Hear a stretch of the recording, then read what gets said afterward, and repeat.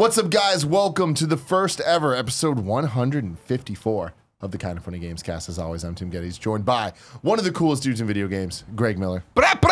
And joining us for the second time ever, GameXplain's Andre Seegers. Thank you for having me. Thank you for coming, Andre. It's a very Nintendo day, so we had to have Mr. Nintendo himself. Not that he's Mr. Nintendo. When we talk about Mr. Nintendo, that is a bunch of different people. Anyone that works at Nintendo is Mr. Nintendo. Even Miss Nintendo can be Mr. Nintendo. Even Miss Nintendo can be Mr. Nintendo. But you are Mr. Nintendo expert, I would say. I'll go with that, sure. Yes, yeah, yes. I won't dispute it, but we're gonna go with it. Look at your Switch, Greg. You like that? The Mario Joy-Cons. So sexy. I love those red Joy-Cons. Let's I'm loading it up. Got a trip coming up. What are you loading it up with? I'm gonna get that Blossom Tales. I asked the chat here on our pre-show. Of course, you can get the pre-show by watching live on patreon.com/kindoffunnygames or watching the ad-free on-demand version on patreon.com/kindoffunnygames. And they were recommending things. And you play this Sexy Brutale game?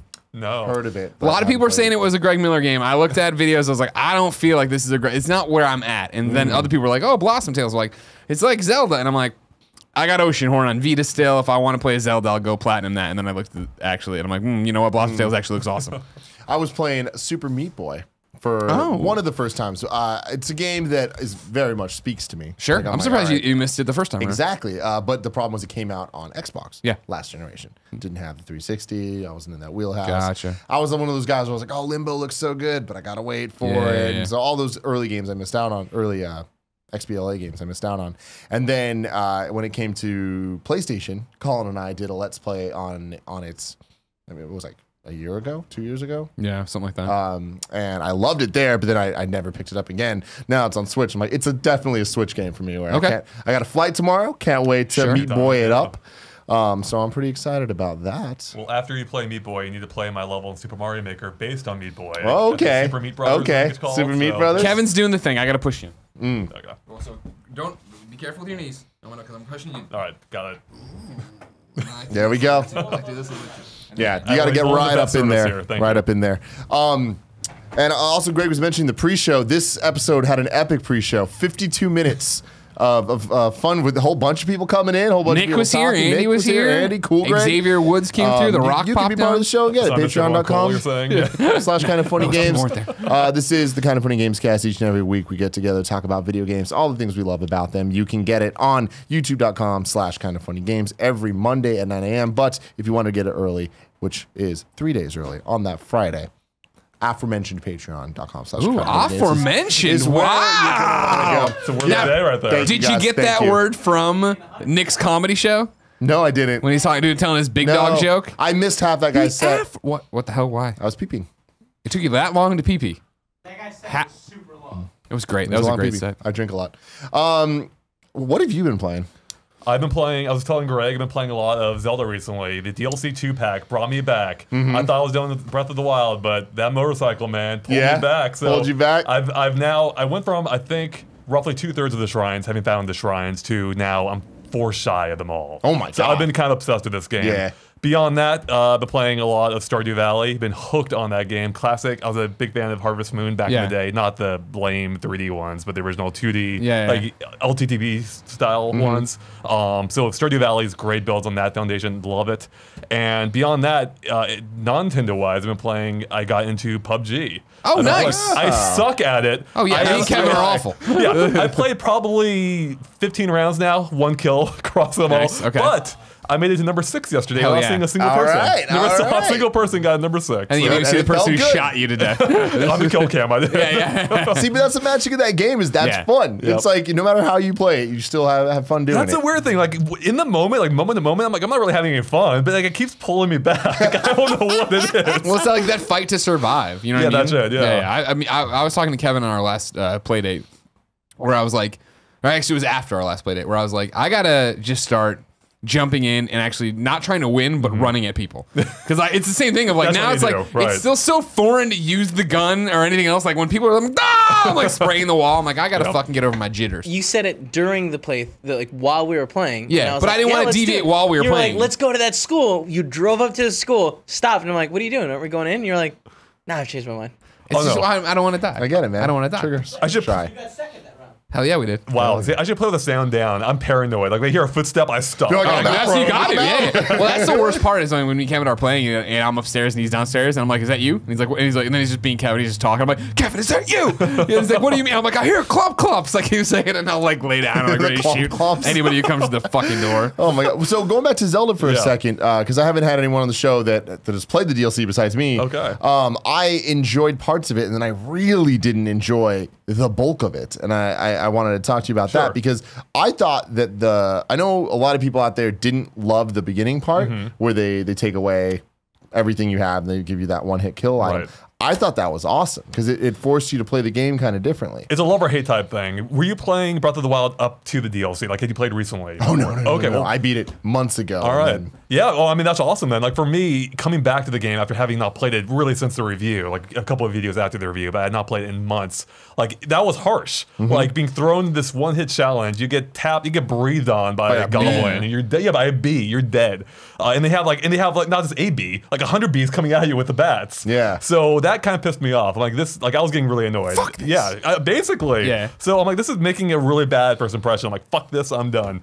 But that's how sweet the motorcycle looked. Watching Derek stream, who streamed the game, he beat the whole thing on stream in like 12 hours. I'm like, that looks freaking awesome. Yeah. So like, all right, I got to put on my big boy pants. Gotta go back in there. You know, actually, I think they actually have big boy pants in the game. I equipped those, put them on, got through the first trial, and then I actually started really enjoying the search for the shrines. Like when you have that's to look, where it lost me. I'm the opposite of you. Because really, this is interesting. Yeah, I liked the one hit kill thing because it made me play the game differently, and I enjoyed the shrines at the end of like the 4 shrines. I thought those were some of the best shrines in the entire game. Like I really enjoyed the puzzles that they had, and I thought it was very satisfying to beat them. And then once it got to the point where it was like the kind of search for look at the picture and zoom in, I was just like, man, this is all the parts of the game that I didn't like originally. I see. So what I liked about that is because so you played all the way through Mario Odyssey, right? What did you think of the moon pictures or those type of puzzle pictures? I felt like they weren't necessary. Like I feel like anytime they weren't necessary. The ones that like, hey, here's a clue for a moon. Exactly. Yeah. Like I feel like they never really helped me get the moon. I just ended up finding it randomly. That's interesting. Like for me, like I don't think I found a single one without the aid of those pictures, and it made me think about the world in a different way. So, sorry, what? You screen cap them? That's what I do. Exactly. I'm like, I'll come back to you later. That was it. And I did the same thing in Breath of the Wild. I took a picture of those pictures because what I really liked about it is it made you think about the world in a slightly different way. It's like, what do you recognize about this world? And how can you use that knowledge to figure out where these shrines are? Yeah. So I actually enjoyed the hunt. Like, I thought that was kind of fun, and it actually made use of the world. I felt like so much of the world is big just for the sake of being big. Totally true. And I also did enjoy the similar hunts for the memory spots. Yeah. So I like that, but I can totally see why you wouldn't. I feel like I would have enjoyed it a lot more if the DLC came out in June after the game launched. Right. So like within 2 months when I was still really familiar with the layout of the world, because now I was very much just kind of looking at the picture, opening up the map and just trying to match it. And it wasn't so much fun as much as it was tedious. I know what I need to do. I just need to kind of where's Waldo it. For me, that's the thing of like why I haven't, is that I feel like there's been too much time now. I loved Zelda. I had such a great time with Zelda. Fantastic game. But like looking in, it's like I don't remember how to play and this, that, and the other. And like I say all that and it's like, I bet if I jumped in, I could figure it all out. But it's just like, well, I should not let Mario fall to the back burner. I have way more moons to get there and stuff like that and go on the way. And it's the same way where, you know, when Horizon Zero Dawn at Frozen Wilds dropped, it was right into it and like, wait, what the fuck? Oh, I'm dead. All right, how do you play this game again? I'm trying to pick that back up and get back into it. Yeah. What else have you been playing? Stardew Valley, which I touched on, and sorry, Joey's not here to talk to you about that. Otherwise, it was the game of the year, right? Yeah, that's awesome. No, she chose it and then Persona. Oh, she finally started playing Persona, and that overthrew it. That's too bad. What was your game of the year again, by the way? Mario. Yeah, that's what I like to hear. What a smart individual we have on this fucking show. Wow, okay. So I actually gave Zelda one of the lower scores of the initial wave, at least. Where on most outlets, I gave it pretty much the perfect score, like 10 out of 10. I gave it, liked it a lot, which at the time, as far as anyone knew, was our second best rating. We had loved it, liked it, then followed by liked it a lot.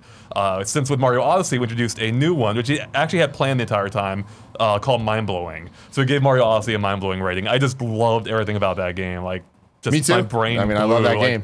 Yeah, because it's probably game of the year. It was perfect. I really liked it a lot. It's definitely in the conversation. Yeah, such a piece of garbage. God, I love Mario Odyssey. What a time! Don't try to flip flop. There's no flops to be flipped here, Greg. Thank you, Kevin. Kevin was on the Super Mario train too. I've heard it both ways. How many moons you got? Awesome. All of them. Like, God. No, I literally got all of them. Look how offended he was. But all of them. Really? Ask me to do this? I love it. I actually had them all before the review. Like, I forgot all the moons. You're one of these Dan Riker motherfuckers. That was it. I'm like, I can't give it my honest opinion about this game. I don't have all the moons. But yeah, that was a long, because we got the game, what, 5 or 6 days before the embargo? Yeah. So those were just some long days. Yeah. So. But what days, though? What a day. Oh, man, so exactly. much fun. Still working on that darker side of the moon, man. It's Okay, so when I saw that, I'm like, is this a joke? Like, a dark side and darker side? Like, what's the darkest side of the moon? yeah. Like, Who the fuck knows when this is gonna end? Because everyone expected it to be Isle Delfino. that was it. It was just like, oh, there's another thing. It was on the map. It's on the map. God, and then the DLC they announced, like, They're it's like teasing they tease it, but then outfit. ruin it. Yep. It's like they're not gonna give us it. They already gave us the outfit. I don't even like Mario Sunshine. I wanted to come back and I honestly. love him so much. Can we keep him, Tim? Can we keep why him? aren't we still roommates? I don't. Yeah. Double dash every day. Yeah, I know, right? Just never leave. Let's get right into that then. The Nintendo predictions Oh, man. for 2018. I want to give a shout out to my boy Tom Bach. Hey! Bringing this show to you, our Patreon producer, making our predictions happen. We're going to do like we've been doing, where we run through kind of all the release dates that we know, the release windows we know, and then just kind of make predictions and talk about all the different things that we think might happen with Nintendo in 2018. But before we do all of that, a big thing happened today. Oh, yeah. As of recording. So on Wednesday, Nintendo Labo happened.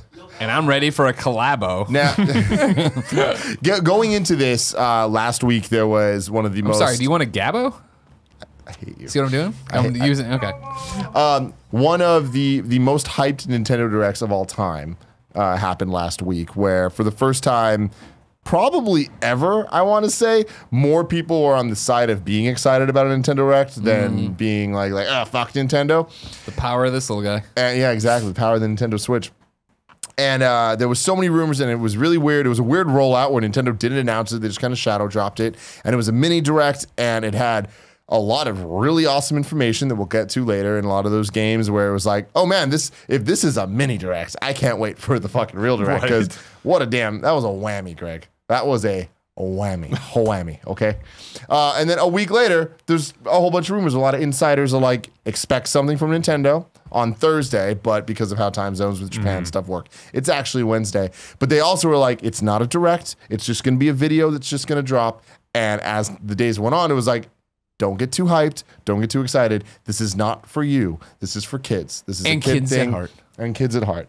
And Kimishima had a interview a couple days ago talking about how Nintendo Switch wants to also focus on, getting people that aren't necessarily gamers into the Switch, very similar to the Wii era and all that. And I know that makes a lot of us kind of go, I don't know about this. Yep. But then, no?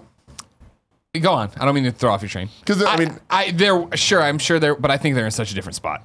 They're in such a different spot. However, when the Wii came out and that was a success, they totally stopped looking at the hardcore and totally doubled down. We Balance Board, Wii Fit. It was just Wii Sports, Wii Fit. We resort. But isn't this like the inverse of that?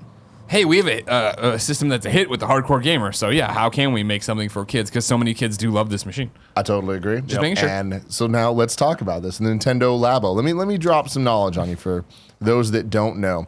April 20th, 420. Blaze it. Nintendo Labo will combine the magic of the Nintendo Switch with the fun of DIY creations. Nintendo Labo kits, there's 2 of them, Greg. 2 of them available. One is the Variety Kit, which includes a Toy-Con. RC car, because they're calling these things Toy-Cons. Why not? I love it. I'm all about Everything it. about this. All about it. It includes the RC car. It includes the fishing rod. It includes the house, the motorbike, the piano. Then the other kit is the robot kit. Yeah. The robot kit, previously known as Project Giant Robot, on the Wii U. Oh, okay.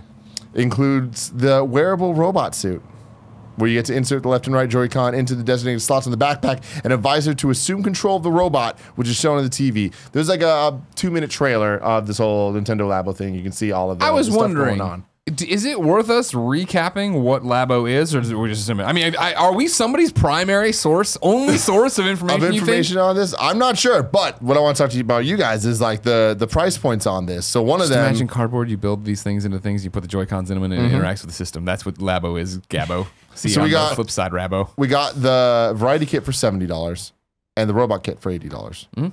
Nintendo's about to make so much goddamn money on this thing. Or more specifically, it's 60. The general one, $69, and launches on 420. I just thought that was kind of funny. Yeah, so. Man, dude, they know what they're doing. Nintendo 2018, they're all about the memes. Yeah. So right now, a popular reaction is you're paying $70 to $80 for cardboard, but I feel like people are also missing the point completely. Like, you're not just paying for the cardboard, you're paying for the experience that the cardboard is bringing you. Yeah. You're such a Nintendo fanboy. No, I mean, I saw this, I'm like, this is freaking genius. Like, I thought this is brilliant. Like, this is kind of like classic Nintendo. Something you would never expect. You see it, it clicks, it makes sense. I tweeted out earlier, I was just like, I love that Nintendo is finally confident again enough to be weird. That's it. It's like, let's get back out there. I mean, and you kind of hit on it earlier, like it is kind of the inverse of the Wii, at least perception-wise, for sure, definitely, where they are now being treated as a hardcore gamer console or company, and this kind of affords them where they can now do these oddball projects without really compromising that. When I saw the trailer, I was like, oh, that seems cool. Okay, whatever. And then going on Twitter and seeing all of our peers that have children who are like, this is gonna fucking blow their minds. Like, are you kidding? Like, my kids already build all this stuff and make all this crazy cardboard crap. And I've made a joke before. I forget what movie it was, but there was a movie where they made. No, it wasn't a movie at all. South Park: Fractured But Whole. I was playing that, and I was talking to Jen. I'm like, when we have kids, I want to do this, like to make them cardboard costumes and mech suits and all this stuff, because this seems like I would have lost my mind to do that as a kid. Yeah. Now to be a kid and have that go, and like somebody, when this all started going, I was like, imagine when they get to doing, and this is speaking to me directly, imagine when they get to doing a Ghostbusters tie-in. And you make the Proton Pack and it rumbles, and I'm like, if they do crossovers are you like kidding that, me? Yeah. Holy shit. I mean, not even, and like, guess what? Fuck Ghostbusters and Sony. You don't even need to cross over with them. Luigi's fucking mansion level. Hell yeah. Where you make the thing, Mario. Like, come on. I thought the trailer was really interesting, especially in the variety pack section where it showed so many different uses of the device or the cardboard and with how it can all work. Like the one thing where there was the little dude made out of cardboard with like the backpack of the Joy-Con, and then you can kind of control it with the HD rumble like to make it fall and stuff. And it's weird and gimmicky, but this reminded me of the first trailer for the Wii U when it showed like the ninja stars and it showed all that type of stuff of like, here's all the use cases of what they have the Zapper too for the gamepad. Yeah, and I love that this is kind of taking all the peripherals and kind of Wiimote accessories that we saw during the Wii era and being like, yeah, okay, but they don't need to be a bunch of plastic. It's literally just cardboard, and having to build it yourself. I feel like what a great bonding kid parent activity. It separates it from Toys to Life, because earlier today we were talking about rumors that were going into this. Pixel blocks, right? One of them was that it's going to be pixel bits, where it's like it's kind of like Legos where you make shit out of plastic pieces, and like that's cool too. But essentially, that sounded more like a build your own amiibo, and that is awesome because there is the building aspect there. But this is more building a thing for the actual experience and for the honestly tech demo-y, gimmicky kind of gameplay. But it's not where the full tech is based. This is just another cool thing you can do with the Joy-Cons because of their HD rumble capabilities and all that. Because with the Wii U, we always talk about one of the biggest reasons it failed was it never had the thing that made it different than everyone else. Besides, it had a tablet, but all the promise of the tablet was never really fulfilled, because when you see things like Star Fox Zero or Project Giant Robot, where they're like, well, here's what could be cool about using this thing, it either failed in Star Fox Zero's point, or it never happened with Project Giant Robot. And I played Project Giant Robot when I played Star Fox Zero for the first time at a preview event, and I remember being very surprised by it. I was like, this is fun, this is cool. It does feel really tech demo-y, but it's cool. And seeing this and seeing the new version of it, I'm like, this is way cooler than it was. Yeah. Now you hit on a point there, like with it did remind me of all the plastic accessories during like the Wii and during the Wii era primarily, and like that's the last thing I wanted on a Switch. Like I like it being portable. I don't want to carry a bunch of plastic crap with me. Amiibo's already kind of like crossing that threshold, but this like it gets around that because so much of the experience is actually building them. That is on our discussion earlier. Derek was like, "Wow, it takes 2 hours to build that piano," and I'm like, "That's awesome. That's what you want. You're gonna remember that, and the reward at the end actually playing with that product you've spent building yourself." And that's the thing too is like, how many people are going to learn to play piano based on that? And I understand the smaller piano, learn to play that, but then and then you go from, well, how many people are going to do that and then be inspired to try real piano? How many people are going, like, I don't get me wrong, I know everybody's just having fun saying, oh, you're paying $80 for cardboard or whatever the hell it's going to be, right? But like when I thought the trailer was a great idea how they went inside stuff and removed it and you saw switches and levers and it's like, hey, this is a real, you're building something for real here. It's with not just like, cardboard. Yeah, the robot with all the ropes and stuff and strings. And it's like, it's really cool. And it reminds me of like Lego Technic back in the day where it's just like, it's not just Lego. There's also like some, real shit going on. Yeah, it's clever. Just seeing how these devices work. Like, I never thought Nintendo would find a use for that seemingly pointless IR camera on the Joy-Con, and yet that's how the piano works. Apparently, when you hit a key, a reflector pops up, and the IR camera reads that. Oh, wow. And then how the remote control car is the HD rumbles what's making it move. It's like, dang, that is genius. Like, yeah, it's nuts. And going off what you're talking about with the piano, like, I mean, I remember getting Mario Paint on the Super Nintendo, and I just loved. I felt so creative just having those tools and being able to make music with the stupid cat noises and all that. And like, this is totally a thing that there's going to be a generation of kids growing up with this that are like, oh my God, like not only do I get to build things, and kids love building shit, man. That's why Legos are the most expensive and popular toy of all time. Like they love building it, but then to be able to create on top of that, that's so cool. Here's what I want to do. I want to get it on a 420. I want to commit myself to playing the piano and then using this game, well, I've already forgotten his name of for some reason as I was going into this joke. Nintendo Labo? Labo, thank you. Using Labo at Kind of Funny Prom on June 30th, I want to play a slow dance song on my Nintendo Labo. Nintendo Labo. Hopefully it'll let you do that. What do you guys think about the name? I think it's fine. I mean, I haven't thought too much about it, but it's already stuck with me. So I think I saw. I didn't have the visceral reaction like I did when I saw Wii the first time. Of like, what? I mean, I agree with that. Or even Switch. Nah, Switch I was fine. Switch was the one where, I mean, I think it's now we're all okay with it because it's a thing. But when Switch first happened, the conversation, at least on our side, was that like they can't own that word, and now they own the word. Like that's just how things happen. But I remember it was like I was all right with it, but I don't remember. We had a big push for the Nintendo Go. Yeah, well, PSP Go, rest in peace. This one I'm fine with. When it popped up, I was like, what? And you saw it, and you're like, oh, yeah, it's a lab thing. It's very much like something you're building and tinkering with. Yeah. It doesn't have like the impact the Wii did when they revealed that. Like seeing that Wii remote for the first time was amazing. Yeah. But for this, like I'm vicariously excited. Like I'm jealous of like kids who are like 10 now. Totally. Yeah. Because that's the thing. This isn't for me. I'm not excited to play this at all. But I am excited to know that like Nintendo is going to make a lot of money on this, which hopefully that money goes towards games like an F-Zero. We might get an F-Zero because of this. Animal Crossing Switch. Cardboard wheel. But I mean the fact that they're going with cardboard is interesting because I think that sends a couple messages. One, it's them looking at PlayStation VR and the Kinect and all this like technology. Make your own VR helmet with this. And they're kind of going the more Google Home route with it, or not Google Home, the Google Cardboard, where it's just like we're gonna dumb this down. But even more than that, they're like, no, it literally is just building things, and like it's so Nintendo, and we would have made fun of them for this.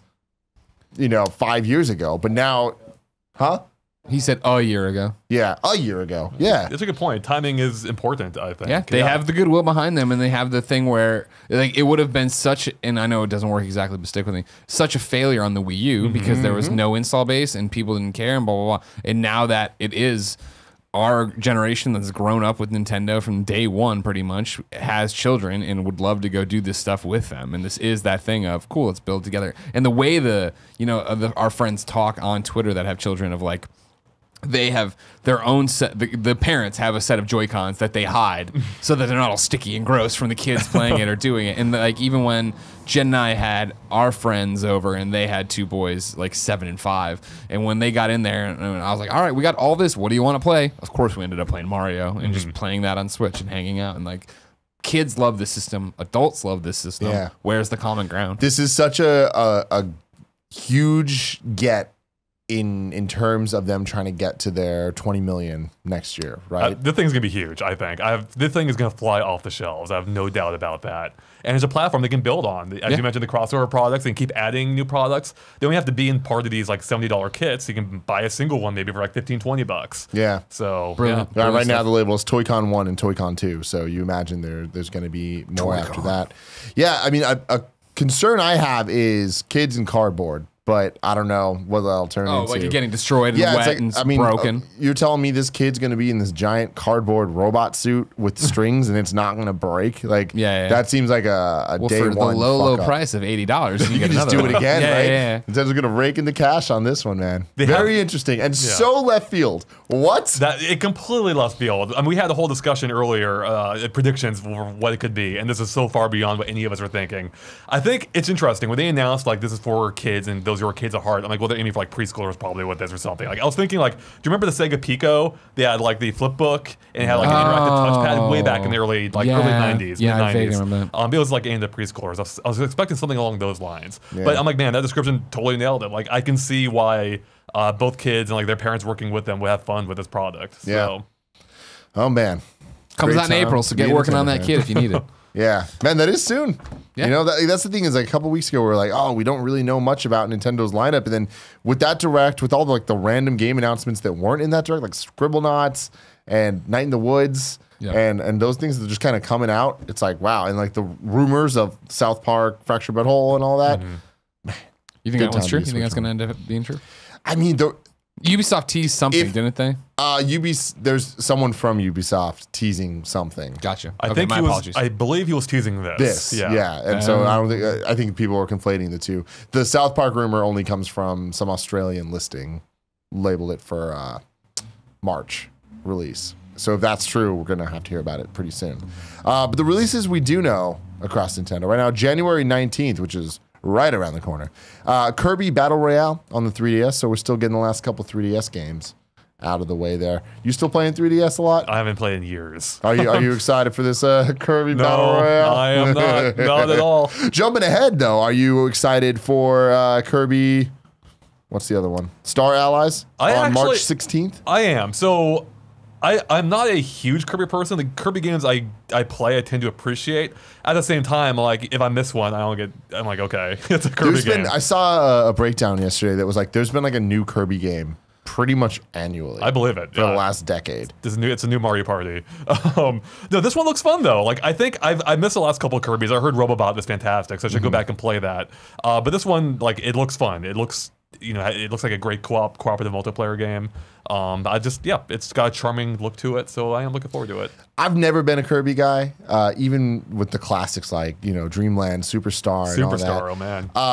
It never clicked with me. It always felt either too easy or just kind of like the not fun parts of single player Smash Brothers. Same developers. Yeah, exactly. Yeah. And I'm just like, I don't know about this, but like this is probably because it's on the Switch going to be the first one I jump into and give it another real shot, because I know people really liked what was it, Return to Dreamland on the Wii? Correct. Yes. And people really liked that one, but I missed out on it. But Epic Yarn was the only one I ever played, like, and got into. I mean, I've touched other Kirby's, but like Epic Yarn was like something. I touched other Kirby's and that kind of like they had something about it, Greg. They had the whole touch campaign for the DS with Kirby walking around with a giant finger. Yeah, I do remember that. Oh, Kirby! It's the thing I was talking about where it showed that there's been like a Kirby pretty much every year for the last decade. They're like, it's just so weird how much Nintendo puts into Kirby, and they're like, and it doesn't sell that well. But I think the thing is, they're pretty cheap to make, and they're pretty small games, and they almost always sell at least over 1 million copies, which is good enough in that threshold to be like, let's just keep doing it. Kirby's like Old Faithful. If you don't know what IP to throw on a game, you throw Kirby in there and it'll do okay. So it probably won't blow up, but. Then January 23rd, we got Lost Sphere coming, which is the follow-up to I'm Setsuna. January. We're not into. Are you into it? No. Yeah, and that's the thing. I know a lot of people are in our audience and have written in and been like, "Why aren't you guys talking about it more?" And it just doesn't strike a chord with us. It's like a super JRPG, which is great, but just not where we are. January 25th, there's a game called Celeste coming out. You know about this, Celeste? We just got the Steam code in, which I think has been out for a while on Steam. I could be wrong. Still waiting on Switch, but I've heard good things about this game. It's from the makers of Towerfall, and it look. Are you familiar with it? You told me about it. Yeah, it looks like Towerfall, but it is played more like a Super Meat Boy type game. There's a lot of wall jumping going on, and it's more just like a 2D platformer. Yeah, that sounds awesome. And I'm like, hey, it looks really cool. The character models look very much like the Towerfall characters. So yeah, January 25th. January 26th, Pokemon Crystal coming into the 3DS eShop. I wish it was on the Switch because, man, I love Pokemon Crystal. Probably, if I don't count the Heart Gold and Soul Silver, I think Pokemon Crystal is my favorite Pokemon game. Oh, so you're not a true Gen 1er then? Yeah, no. My thing is, I feel I'm close. I'm very close to being one, but I do feel like just Gen 2 improved on everything from Gen 1 and added so much Gen 1 nostalgia that I'm like, I'm right in there. And Crystal was just better on every front. January 31st and then March 23rd, Pokken Tournament DX is going to get its DLC that was just announced at the Nintendo Direct last week. You play Pokken Tournament at all? But I was surprised by the DLC. I thought they were done with that game. Yeah. And like that makes me hopeful for like more Mario Kart DLC. But Man, oh my God, don't get me started. I had hope. I'm past that now. I think we're done. I hope I'm wrong though, because I would love to see more in that game. Yeah. But yeah, them dedicating themselves to Pokken Tournament, I'm like, all right, Blastoise looks cool. Yeah. Kevin and I did a Let's Play of it on the Wii U version, and we enjoyed it. And then, but I enjoyed it enough just to play it that time, and we had fun. But then when I got it on Switch, I played it on a couple plane flights, but it doesn't click with me. Like I feel like I feel like the Switch in its first year got a lot of games similar to that, like with ARMS coming out, and I enjoyed ARMS more than it. So I was like, I'd rather play ARMS than this. And then in February, we don't have a date yet, but Super Mario Odyssey, the Balloon World DLC, which also comes with the sunshine shades and outfit modeled from Super Mario Sunshine, the musician hat and outfit to look like one of those New Donk City band players. Sure. And the knight armor and helmet modeled after the Dark Souls. The Dark Souls world in Odyssey. I am extremely surprised that we actually got Mario Odyssey DLC announced so early, and I'm extremely disappointed it is not something else, new worlds, new anything that of do you consequence. Do you think it's that this is similar without the announcement phase, similar in the way that like Zelda had the 2 packs and the first pack wasn't really what people wanted and the second pack was? I feel like they should have announced that then, right? Like I think that it's. Although that was weird that they announced like their kind of whole plan for the DLC before the game came out. Before the game came out, and it took so long for the second pack to come out. So yeah, them announcing the DLC not before the game came out, but so soon after, and for it to be this, I'm like, I don't know. See, I feel for me it's the exact opposite of Zelda, which we were talking about earlier, where I'm still playing Mario. This is close enough where I still am familiar with the mechanics of Mario, and so I'm like, oh, this is something cool to have back in the Mario of hiding the balloon and having somebody else go find it. I'm like, that sounds cool, and I actually am going to try that and be interested. Yeah, in the it. asynchronous multiplayer of it, it's a cool idea, especially because anytime we talk about Mario Odyssey, and the reason I love it so much is I feel like more so than any of the Mario games since 64, I know the worlds and I know every level, like the nooks and crannies, and the game really did a good job of getting me to explore and to care and to understand the fastest routes everywhere, especially because of the kind of speedrun challenges that they have built into the game. Like it made you think about the game, and with all the purple whatever it is collectibles in each level. I loved that compared to something like Sunshine, that I always felt like the blue coins were such a torture to get. Oh, they're the worst. That I wasn't so much exploring as much as I was just like, oh, I have to go here. And then Galaxy never really gave you that big world. So like, there's levels that you remember, but really when you talk to people like, oh, what's your favorite Mario level? A lot of people are like, oh, that 8-bit Zelda one was cool. But it's like they don't really remember the whole layout and everything. And I think that every single level in Odyssey feels special, and it's great. No, it's fantastic. But I think that the balloon thing adds a lot there, but I don't really care. I think, and that's the thing, is I totally get not caring about it. I just feel like as somebody who's still playing it in the same way, like when I'm going for a moon or doing something and I eventually get frustrated with it, or I'm done with that world or whatever, and I move on to something, this is something else for me to move on to. Yeah. It's like, oh, well, I'll go to, Andre hit that balloon. I'm going to go find that. If 999 moons aren't enough for you, these balloons are essentially moons to keep you busy. Keep you going. And now that's a good perspective on it. Like that's a cool thing of just here's more shit to find. Infinite content, basically. Yeah. What's funny is I actually, in our predictions for the Nintendo Direct, I actually predicted there would be a Luigi-based DLC. Yeah. Did not expect it in this form though. So definitely. I was picturing like maybe a Luigi character you could play as. Yeah. Not quite the same, but it's cool. It's free. I like that. You know. I'll definitely give it a shot. I hope it keeps me hooked, but I have a feeling it might be the kind of thing I play a couple of times. Like, that was fun. But. Yeah. I don't think it's going to be something for somebody like you who's mastered, gotten everything, that's going to keep you coming back. Right. But for somebody who's slow playing it like me, absolutely. I feel like I got a shot.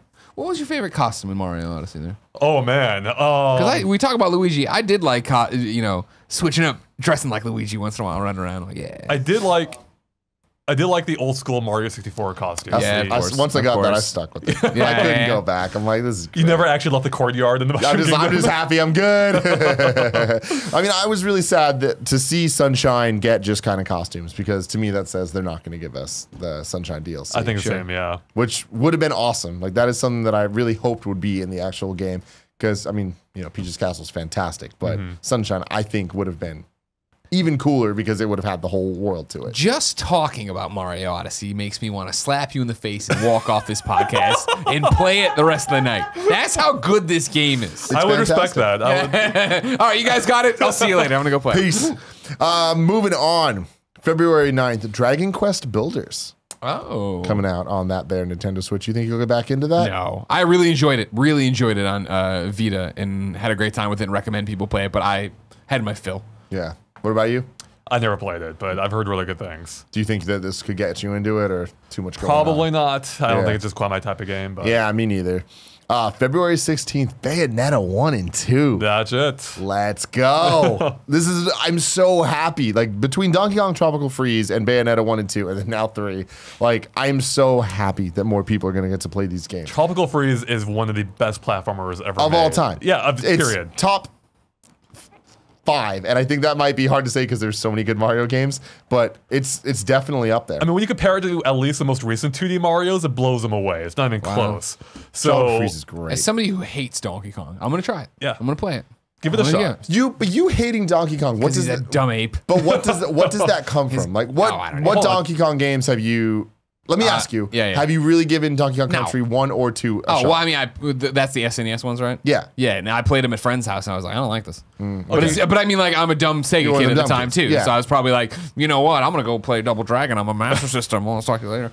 Well, you can skip now Donkey Kong. Just plays Funky Kong the whole time. There you go. See, and then that's switch it up. Yeah, I'll play easy mode Funky Kong the entire time. Yeah, Donkey Kong Country Tropical Freeze, May 4th, which is the most disappointing part about this announcement to me. May's so far out. Like, I want that game now. Do you think before you know it? Do you think it's more disappointing, though, than the fact that it costs more than it did on the Wii U? And that's an interesting factor there. Right. When the only new Funky Kong. When the only new content is playing, the Funky Tax is that it's like that. It is weird that it costs more than the Wii U version, but hey, there is the Switch tax that it's just a thing that they know they can get away with. So I did hear Bad apparently for consumers, but the game was apparently pretty big on the Wii U in terms of like gigabytes. It was like 14 gigs, I think. Okay. So they have to use a larger cartridge, I think, for it, which might explain the cost difference. Also, though, if there's a game worth $60, it's that one. Totally. Like it being priced at $50 almost sends the wrong message. Like this game isn't really worth playing. That game got fucked 5 ways from Sunday because it was on the Wii U. We all know that. But in addition to that,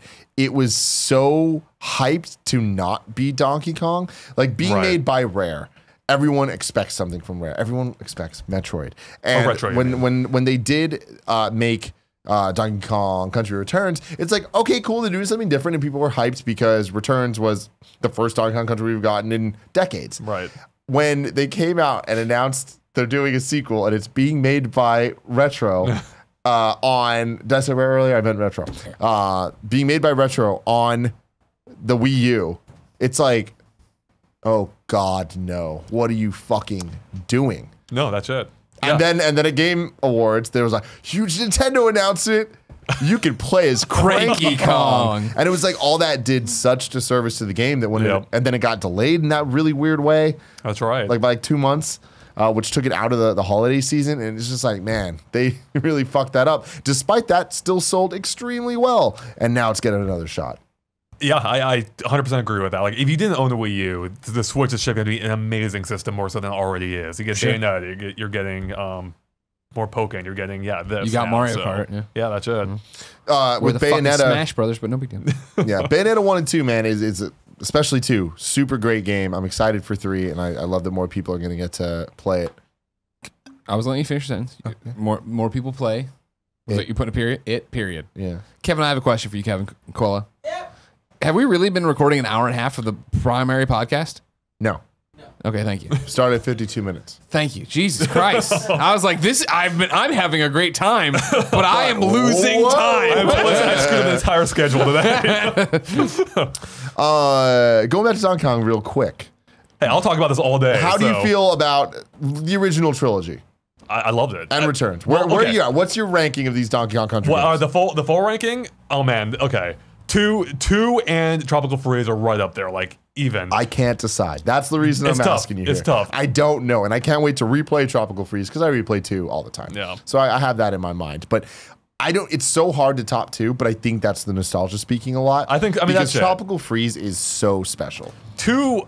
It's hard to top 2 just in terms of the impact it had at the time. Like, it built on what 1 did in every way. It was just a fantastic game. Tropical Freeze, it's more subtle in how great it is, I feel like. It's a fantastic game, but it's also, it's a 2D platformer now in 2018 or 2014 when it came out, 2015. I don't know, whatever year it was. What year is it? So it wasn't quite as impactful as it was back in the day, but I still think it's fantastic for what it is. So, what about DKC 3? It's the weakest of it's probably the weakest of the main series. Yeah, I just can't. I don't hate it as much. I don't hate it like some people do, but it can't hold a candle to 2. I wouldn't say that I hate it, but I definitely don't even like it. You don't like the bears, the RPG elements. Nope, I don't like Kitty Kong. Nope, don't like the way he controls. It's just. But okay, hold on though. DKC3 versus DK64. See, we're not bringing that into this. We have a lot of people out there that love DK64. You crazy ass, these dumb kids. Yep. God damn it, Barrett. Moving on, February 16th, we got Faye coming out. Looks interesting, a little EA Arts game. What's it called? EA?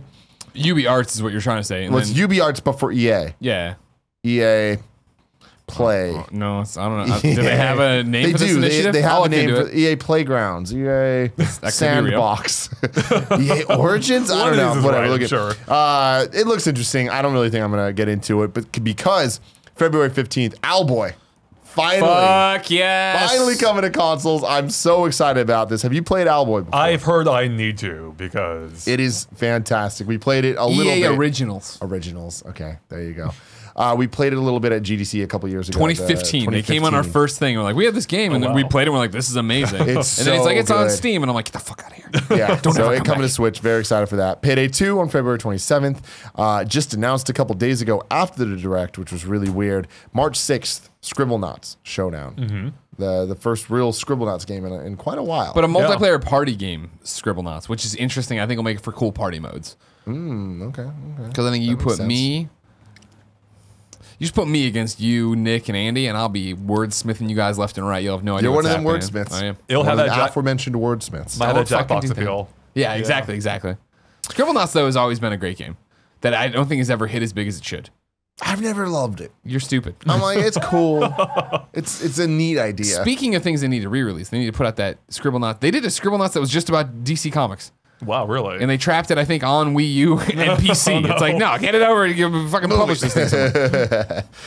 March 16th, Kirby Star Allies, like we talked about before. March 20th, Attack on Titan 2.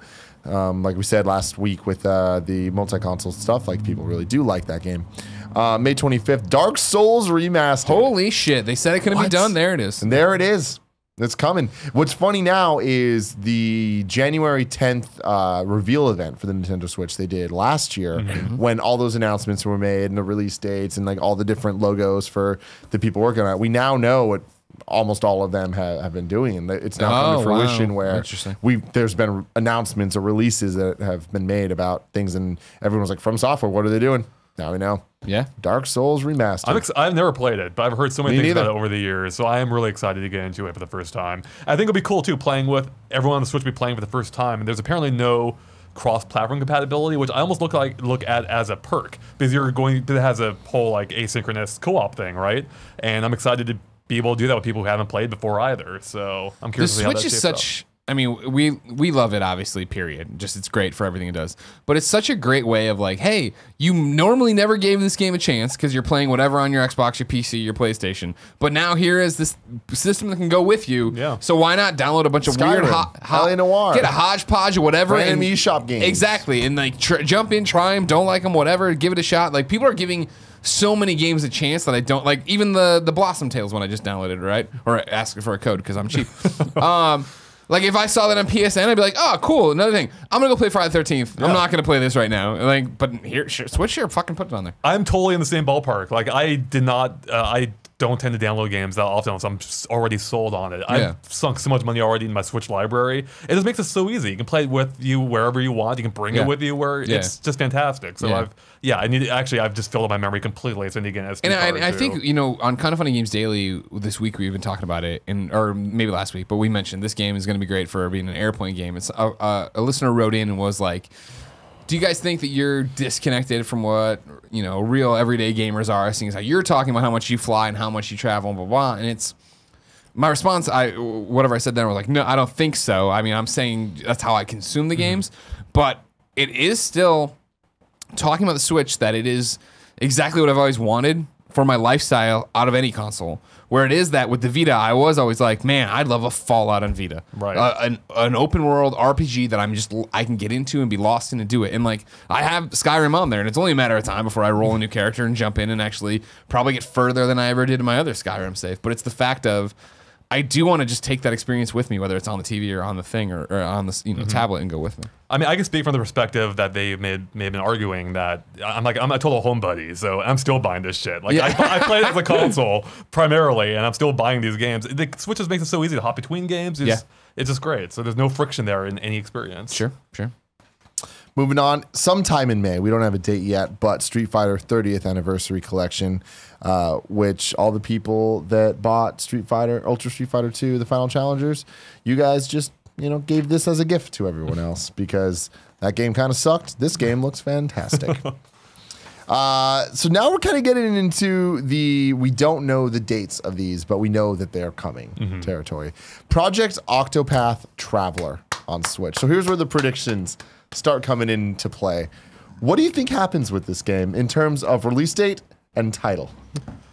Oh man, you got me. I have no idea on this one. Before E3, like that's the best I got. So before E3, I say that's a safe bet. Yeah, we have talked about this game, and like my get hyped moment that I want to happen is that this ends up being Final Fantasy 16. I know. Can you fucking imagine, Andre, if they came out and said that? Hey, that demo you've all played and loved so much? It's Final Fantasy 15. Final Fantasy's back. 16. 16. My apologies. It won't happen. It won't happen. I forgot. Now to take it down a peg, just Final Fantasy something other. Final Fantasy Octopath. Thanks so much. Traveler or what a Traveler's whatever the fuck. You know what I mean? That'd be cool. But then the other thing is like, does this end up being titled after one of the like Saga games or one of the whatever other Square games, right? Or does it end up being called something similar to Octopath Traveler? I mean, I think at this point it probably will be similar to that in title, just because so many people know it by that name now. It seems like they may be doing themselves a disservice by changing it. Unless they do change it to Final Fantasy 16, it wouldn't matter. So. I think they're gonna stay with Octopath Traveler. Yeah, because I remember we did that live reactions where we all burst out laughing at that name, Octopath Traveler, working title. But like now it is like everybody says it without laughing, so it's like it's a game. I still think of Octodad though every time I hear it. Oh yeah. Did you play the demo? No. Man, I did, and I loved it. I loved it so much. It is one of the games I'm looking forward to most, and I just hope that I feel like naming it Final Fantasy would help it so much. It will, I mean, for no question. Yeah. It's such a fresh take on this type of thing, on this type of game, and I don't want to see this kind of die. And like when we see the Bravely Default games, right? Like they do well, and people love them, but they don't do what they could if they were named Final Fantasy. Yeah, I mean, it's true. I never downloaded the demo. I never played it. I'm getting it right now. Get it. So much free gameplay in that demo. Yeah, you talked about that, right? Hours and hours of super fun, really cool stuff. Travis strikes again. No More Heroes on the Switch. We know it's coming sometime 2018. Right. I imagine that's one of those things they're going to want to get earlier, but it's not going to be earlier. No, that's going not to be a chance. later. Yeah, we would have seen more gameplay or some gameplay of it. I'm not even convinced it'll make this year. I think there's a good chance it'll get pushed to early 2019. Yeah, I'm very excited about the game. I love No More Heroes. I love that style. I love everything I've seen about this game. I don't love some of the things they've said about it. I don't love like where it seemed like it was going to be kind of a mini game collection going to the worlds of a bunch of indie games, kind of like a Smash Brothers-esque for indies, but it sounds like they're like, no, there's just going to be t-shirts that the people wear based on those games. I'm like, well, that's lame as fuck. We interviewed him at GDC, was it, or some conference, and that's when we heard about the t-shirt news. We're like, wait, can you repeat that? Are you sure? Wait, is that what Are you mean? Saying the right thing there? That doesn't sound like anybody else said that. So yeah, I'm looking forward to it, but I agree, it's not what I expected based on the initial reveal. So, but I can imagine them hearing the feedback and being like, all right, we're going to take more time. It will get delayed, and it's going to turn into the thing that people want it to. Ace Attorney on Switch. It's been announced. It's going to come out at some point. I don't know when. That's the type of game that I can see coming to Japan and then maybe not making it to America. Although they've been really good about it. I also predicted that Xenoblade Chronicles 2 was going to get pushed, and they made it. Like, it's kind of nuts to look back at last year on Switch and not a single game got delayed. That's amazing. Yeah. How? Because they announced a lot from January on of big titles, and they hit them all. But I guess the difference in this case is Nintendo's not the publisher, so maybe they wouldn't adhere to. Good point. Fire Emblem on Switch.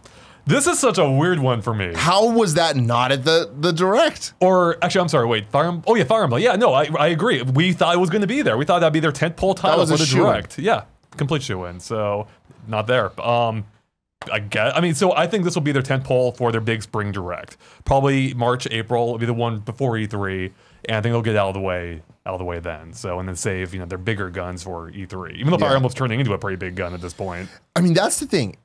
Is it? I'm a little surprised about how Fire Emblem has been treated in the last couple of years, because I love it. It is one of my favorite Nintendo franchises because it is probably the only one that granted, most of them didn't come out in America until I was older, but I loved Mario, I loved Zelda, I loved Metroid growing up, I loved Pokemon, I love all that stuff. Fire Emblem was the only franchise that I played late and got into and was like, oh my God, I've totally been missing out. I fell in love with this thing. But are the sales numbers where they need to be for this to have so many goddamn sequels? So Awakening apparently did really well, to my understanding. Like that, it was itself kind of an awakening, I believe, for its perception in the US at least. So I didn't follow Fate's sales, but I think they're pretty solid too. So yeah, and now with Fire Emblem Echoes, yeah, thanks. Like I think it's prime. The next one could really blow up being on Switch. Which of those have you played? I played Awakening. Yeah. What'd you think about it? I liked it. I also feel like I kind of got my fill though at the time. Like I don't know if I needed to dive in right away, which is why I skipped Fates. So, but I should go back to that series. But I really did like what I played. It's just there's so much there. I love Awakening. It's my second favorite of the Fire Emblem games. The first one being the GameCube one, Path of Radiance, the one with Ike. But Awakening, I feel like really took the gameplay to a next level and perfected it. And when Fates came out, I agree where it was like, I didn't need one that soon. So playing it, I had a really good time, but it kind of just felt like more. And then by the time Echoes came out, I played it, I'm like, I really didn't need this. Right. As an outsider who hasn't played any of them, I really feel like they just oversaturated the market. And because it was, and Smash Bros. It was at IGN, I remember, I forget which one it was, but one of those was a breakout. Awakening. Was it Awakening? On 3DS, where suddenly everyone was playing it and being like, holy shit, this is awesome. And then it was like, and here's this and that and that. And it was like, I think it was Damon who was super into it, must have been Awakening. And I was like, oh man, are you playing? And he's like, no, I'm not playing the other ones. Like, no, I played that one. I really enjoyed it. I don't need to jump right back in. Well, I think a big problem too is they tried to Pokemonize it, where Awakening came out, and it was so great, and there was so much promise of like, there was some mechanics in it and some things like they introduced that they could have done better. And then when they got to Fates, they're like, oh, there's going to be 3 versions of the game. There's going to be Birthright, Conquest, and then if you get both of those, there's a collector's edition with Revelations. Then like this is way too much, and like you're trying to you're doing too much. You saw success. It seemed a little bit like a cash grab. Yeah, didn't like that at all. But I think that the Switch one presents a very interesting situation where people like you can finally jump on. Okay, you know, and like I'm so excited for it because it's been long enough for me of being disappointed with Fire Emblem.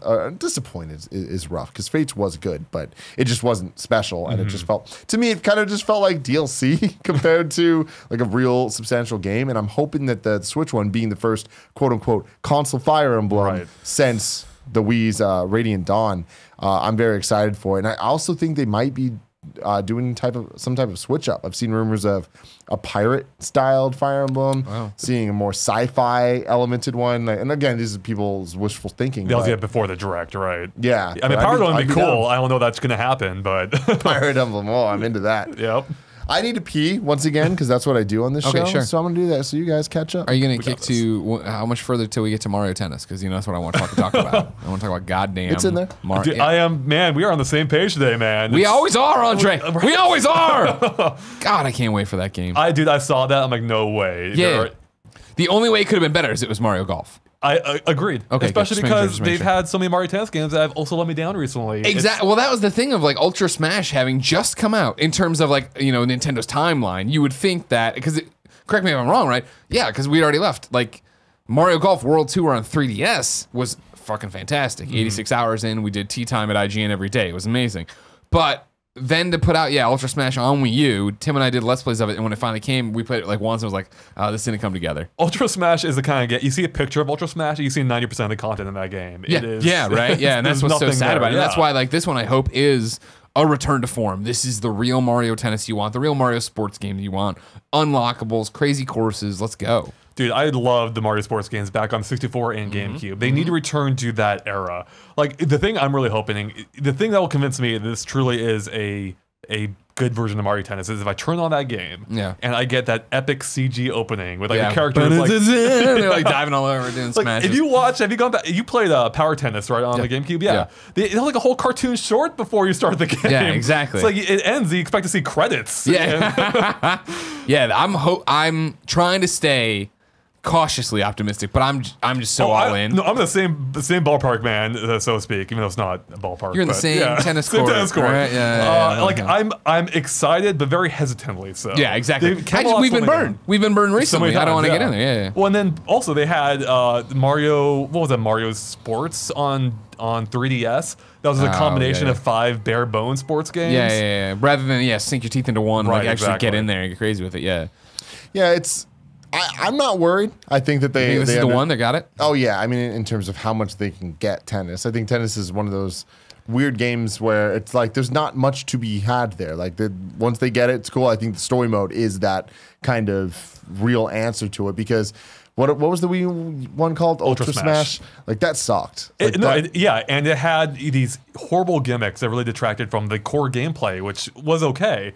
It had these mega mushrooms that made you big for no reason, had like almost no discernible effect, and then the lucky shots were like literally every shot that someone would return to you, we have a spot on the ground telling you exactly where to go, what shot to return it with to get the best return.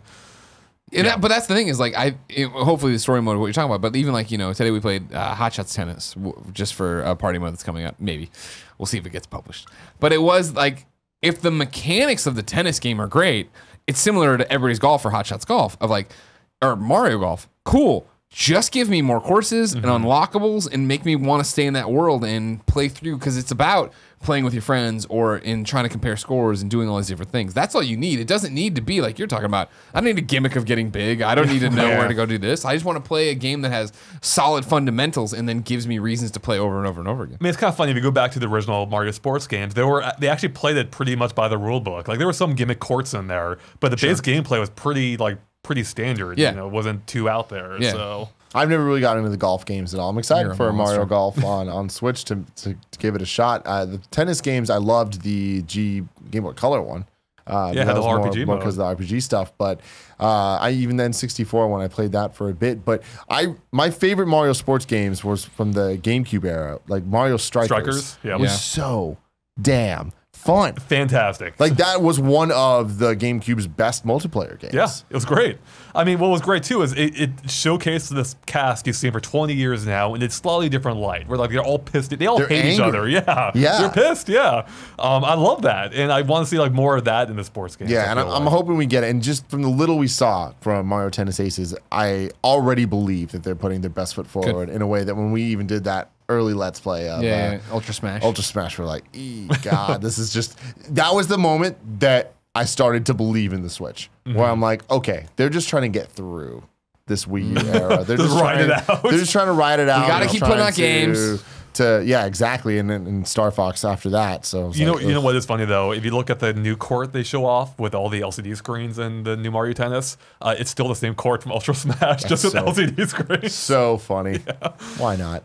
And then we got the Untitled Yoshi game on Switch. Another one. Shocked to not see in this direct. That was one of the things I knew we were going to see, and I was wrong. How do we not ever name or a release date? Like we can expect it to be named something like Yoshi Flip or Flip It Up or something like random. Maybe it'll bullshit. tie it into the new Labo now. Yoshi's Labo. Why not? Yep. But I imagine that will be if Kirby is a March game, Yoshi must be. I mean, I'd say earlier. Like that's the weird thing. Like it doesn't feel like a June game to me. Like maybe April. I'm thinking I think it's too soon because that would be you have two platformers back to back then with Tropical Freeze and then Yoshi. Yeah. Oh, and a Kirby. That's 3. Yeah. So I think that's going to be a fall release now. I think that'll be after E3. No way. We don't have a title yet. We don't have a freaking title. There's no way that Yoshi's their fall game. It's not their fall game. It's going to be a fall game. It'll be like early fall, late summer, early fall. So I hope not. I really hope not. I think Yoshi needs to happen first half of 2018. I don't think. Why? Why does it need to happen? Because I just don't. I think that the latter half of 2018 is where there's question marks. Like late summer, it'll be fine. All the games that we know that are coming, I feel like should be coming in the first half. The things like anytime there's a big question, that then they're later, like the Pokemon and Metroid Prime and things like that. Obviously, if they even make 2018, which is doubtful. But the things that we've heard of so far, like I imagine there'll be directs throughout the year that kind of like flesh out the rest of the year. But I mean, we've known about Yoshi forever. Sure. Okay. Yeah, I don't expect it before E3. I'll be surprised if it comes out before then. Oh man. May? No, I guess Donkey Kong's there. May's Donkey Kong. So there's only 2 question marks, I think, in terms of if they're aiming for 1 game a month on Switch. We have April, which we don't know about except for now Labo. That could be their big April. And then June is the only other one, I think. And I slotted in my predictions. I predicted Yoshi might be a June title. But I still think it might be later than that. So Wolfenstein 2, New Colossus. We know it's coming. We don't know when. I feel like that could be April. Could be, yeah. Hyrule Warriors Definitive Edition. That was kind of a surprise. Okay, this is a weird one to me because Fire Emblem Warriors just came out. It seemed like no one gave a shit at all about that game, and now they have the definitive version of the previous version of Fire Emblem Warriors. That had already been on Wii U and 3DS. Right, getting updated until pretty recently. So it almost feels like it's too much of the same. At the same time, if no one gave a shit about Fire Emblem Warriors, maybe it's a good idea. That would be the thing, right? Of like you figure there's a new audience with the Switch, right? And they loved Breath of the Wild, and now hey, here's more Zelda. I guess that's probably it. Yeah, they have the Breath of the Wild costumes in there too. Yeah, exactly. Mario Odyssey, Luigi. Oh, sorry, are we going to talk about that? And then we got Ys 8, Lacrimosa of Day in the Summer. I was never an Ys guy, so I don't really know much about that. Nor I. I played like 1 on Vita. The World Ends With You. That was a shocking surprise. What? Who saw that coming? Not me at all. There was rumors a while back about there being a World Ends With You sequel on the Switch, but a remake? Yeah.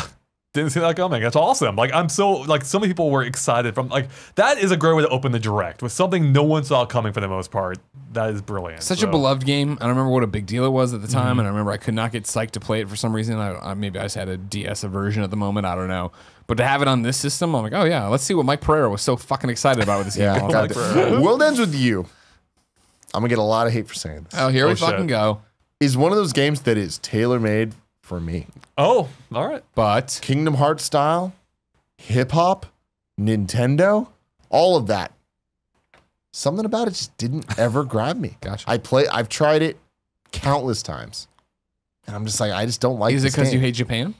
No, I love Japan. Tokyo Drift is one of my favorite Fast and sorry. Furious movies. How could I? All right, now we're on the same page. Thank so. you. There you go. But controls, maybe? No, I was fine with Okay, that. yeah. I never. Elite Beat Agents is one of my favorite DS game, games. yeah. He's a walkie-talkie man. Man, oh god, when are we getting the sequel to that? I know. Where why?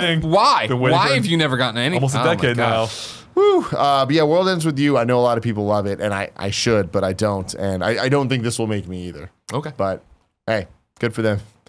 SNK Heroines Tag Team Frenzy 2018. Cool. Yeah, people are excited. A lot of Not fighting me. games fan, or a lot of fighting games are. I'm dead. Is SNK Heroines a fighting game? I know it sounds like it from the title, but screenshots I saw. Unless they were a lot of fans of that thing are excited about it. Yes, for this yes, thing we 'cause, don't know. I mean, and don't pay SNK attention is to. definitely a fighting game, and Tag Team Frenzy makes it sound like it.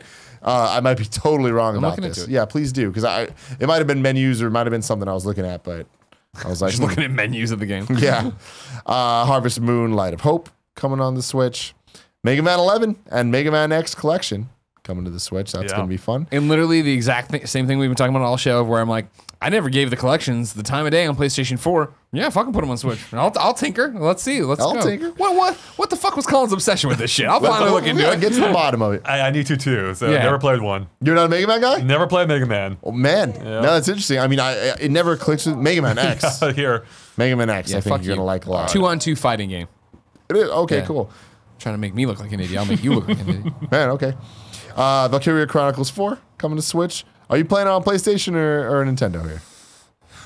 Because I know you like your trophies, I do like my trophies. but I'm probably gonna play it on PlayStation. Let's not mince words here. let's right? not get crazy. And then Wargroove is coming to Switch and Windows and Xbox One eventually. So now it's the questions, Yes. ladies and gentlemen.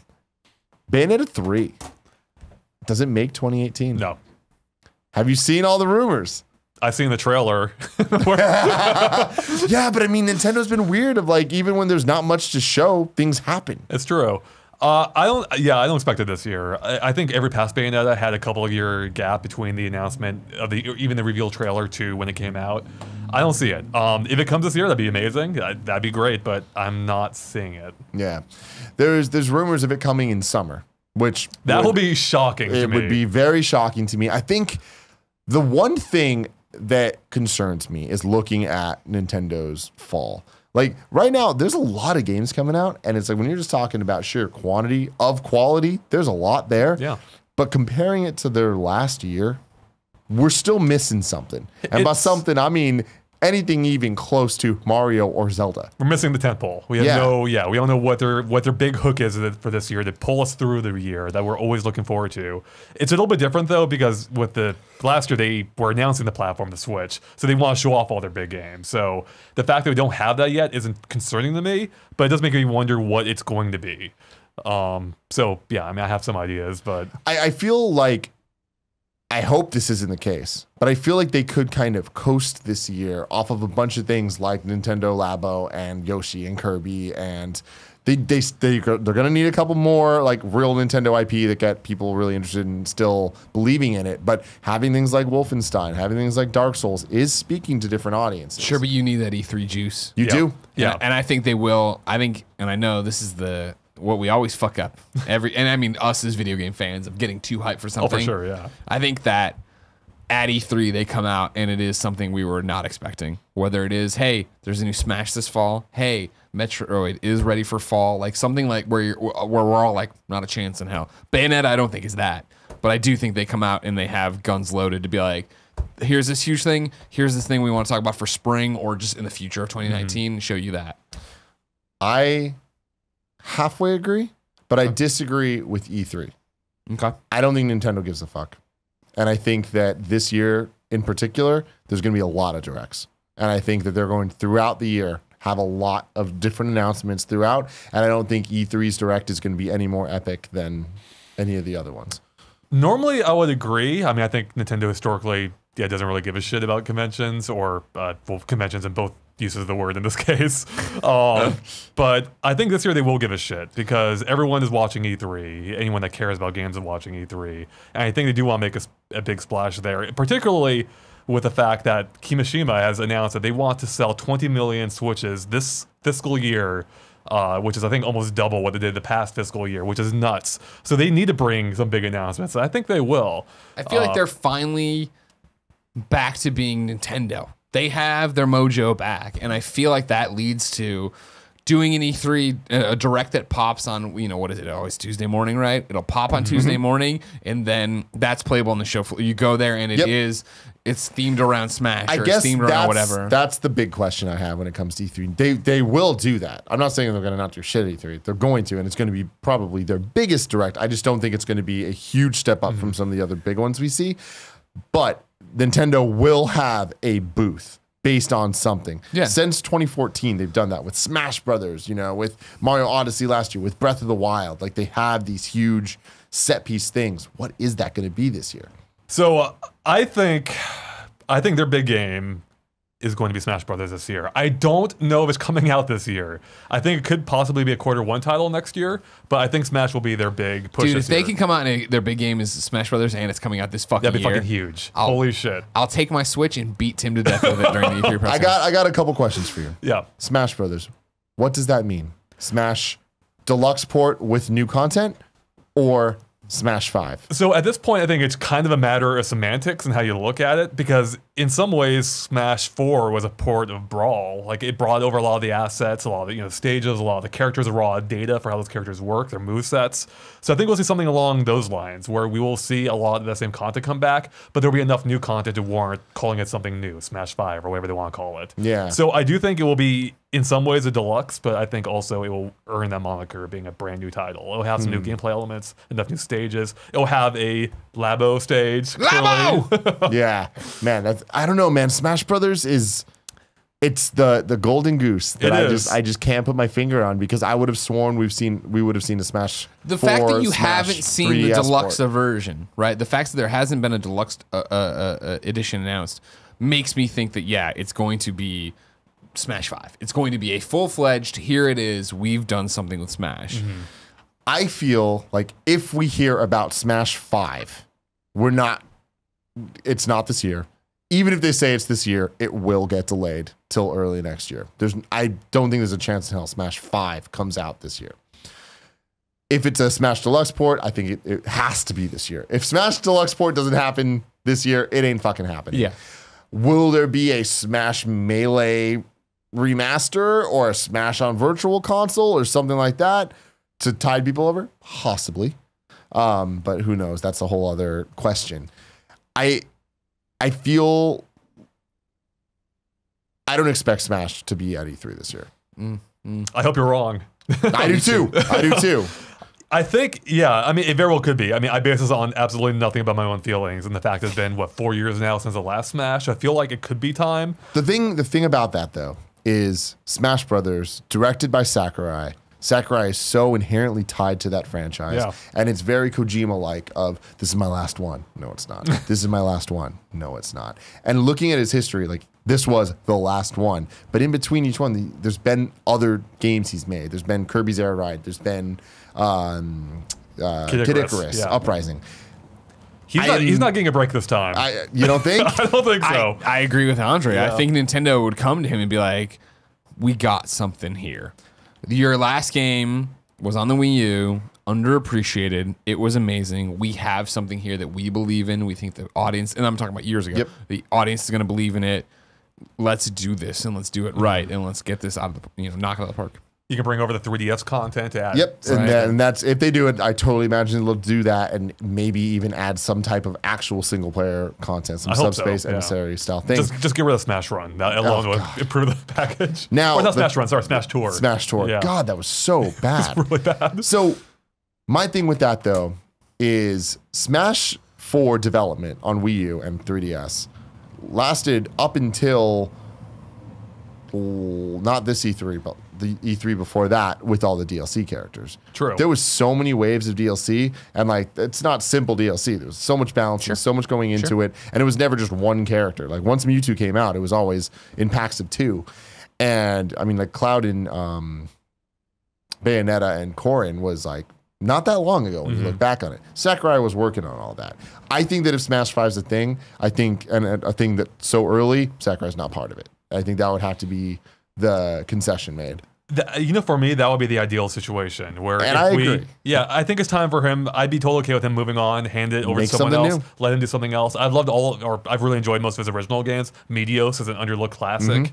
So Kid Icarus Uprising, I appreciate from a appreciate it. Yeah, super fun without the cramps, but yeah, exactly. Hey, we made a stand just for this game. Like if it came to Switch, it'd be awesome. Yeah.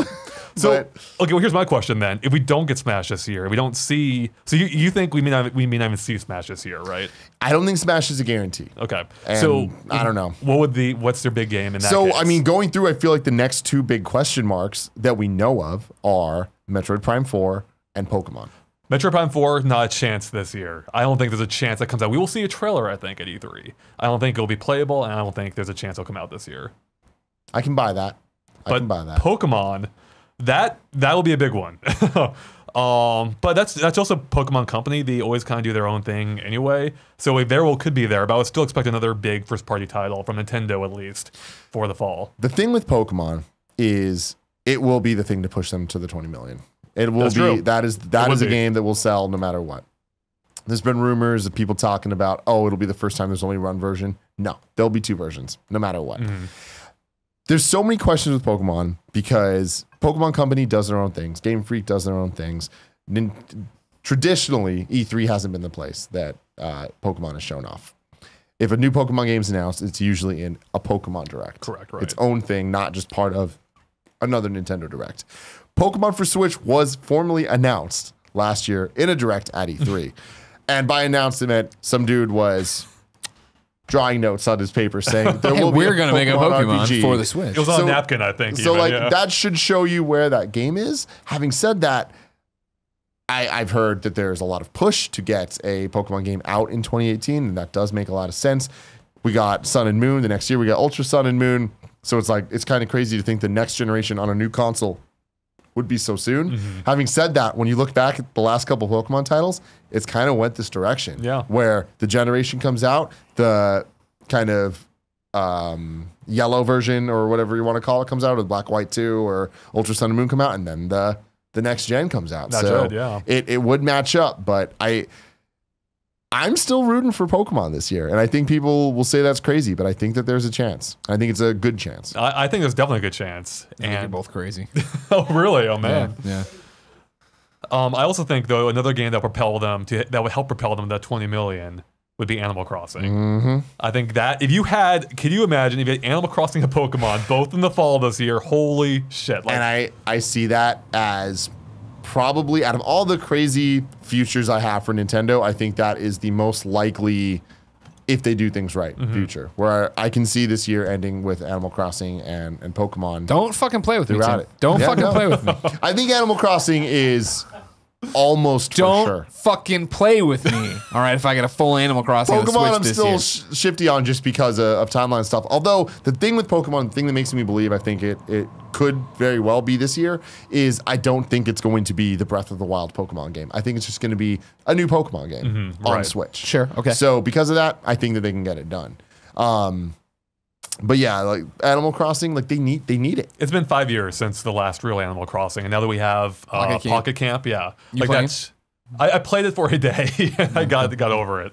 But the fact that it exists, I think, like they want to appeal to that demographic. Do you think my Pocket Camp ties into my next Switch camp, my Switch game? Because I've sunk some hours into this fucking game. Okay. I'd love to carry over at least my Christmas trees and everything else I got. I think it makes sense. Yeah. Don't play with me, guys. I guarantee, but I'm just a passenger on this episode. Don't play with me. You're the experts.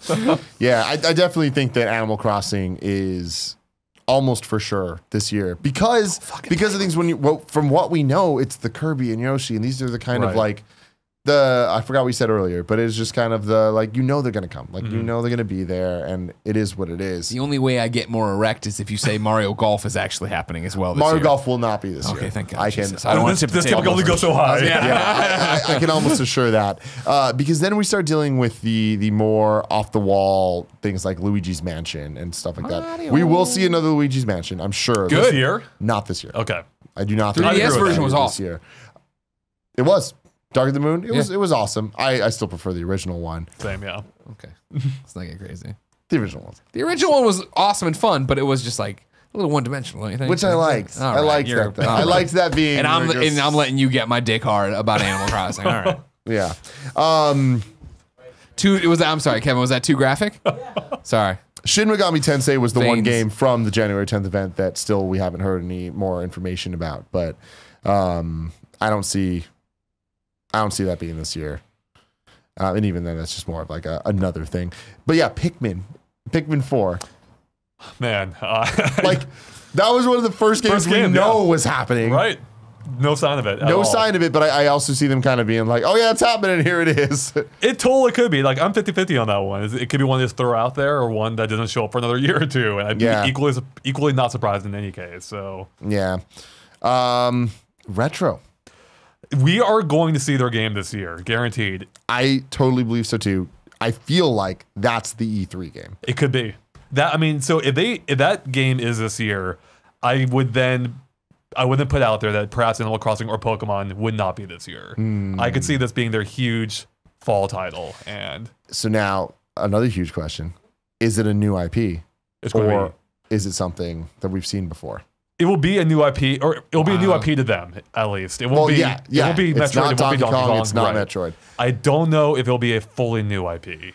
If it's, as an outsider again looking in, you guys know Nintendo better than I do, but if it's a new IP, it can't be the big E3 game, right? Like, I feel like, correct me if I'm wrong, I feel like every Nintendo E3 booth is themed after a franchise we all know and love, so that when we walk in, we're like, holy shit, I'm in New Donk City, and there's Mario in the hat, and blah, blah, blah. Like, to be like, here's our weird sci-fi pirate game, you'd be like, all right, cool, whatever, I don't fucking care.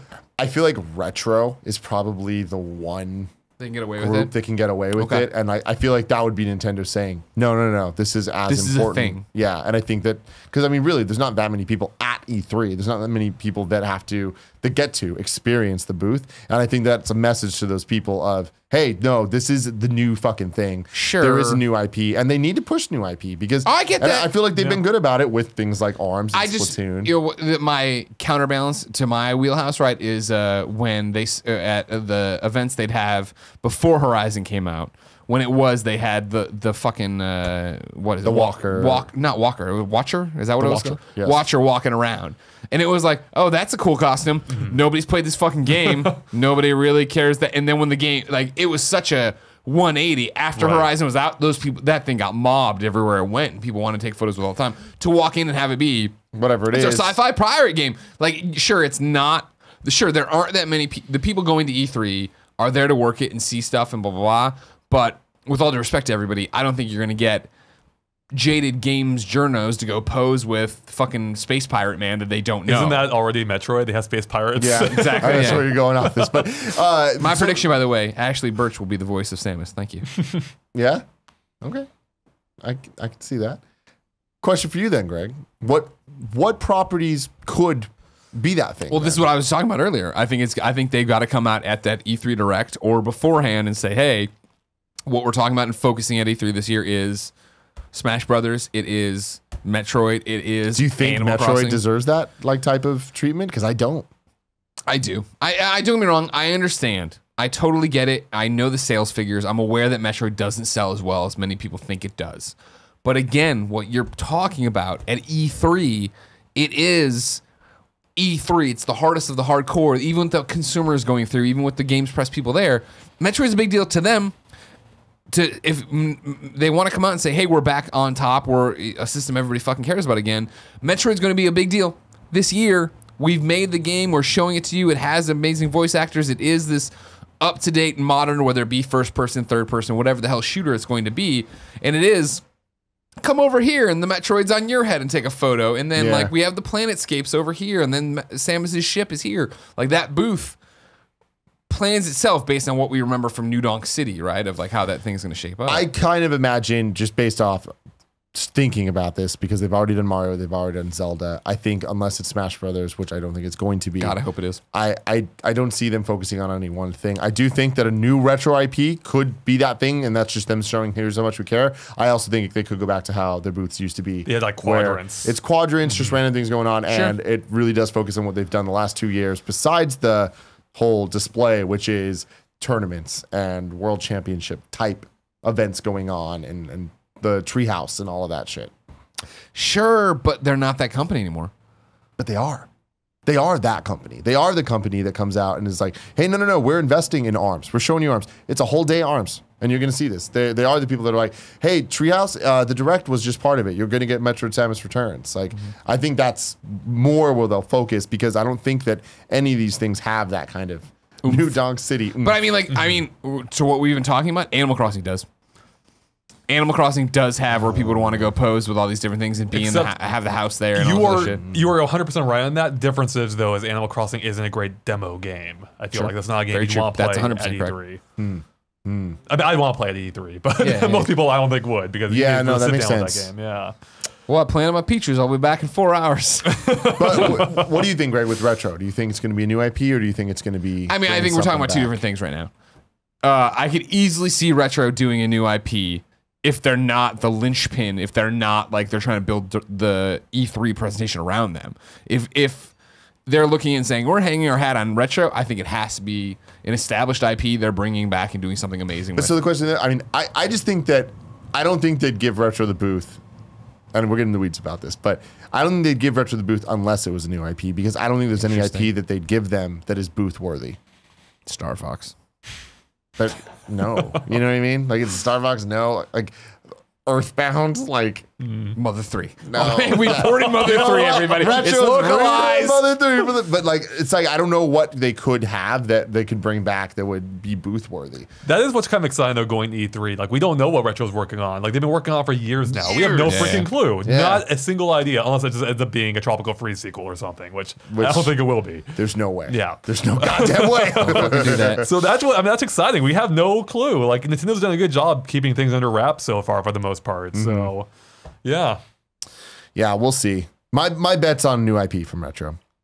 I hope so. I think they could use it. Like, have perhaps, I hate the word, that like a more mature focused IP, right? Something. Eternal Darkness is another one that's thrown around a lot, but I hope it's not that. I hope that it is really cool. Though. It would be really cool. Now let's get to the Wii U port section of all of this. Well, we're gonna be here for a while. There's not too Isn't many. The window closing? That's or closed the window, already? the window is closing. There's not too many left. Wonderful 101. I think I thought was a shoo-in for year one.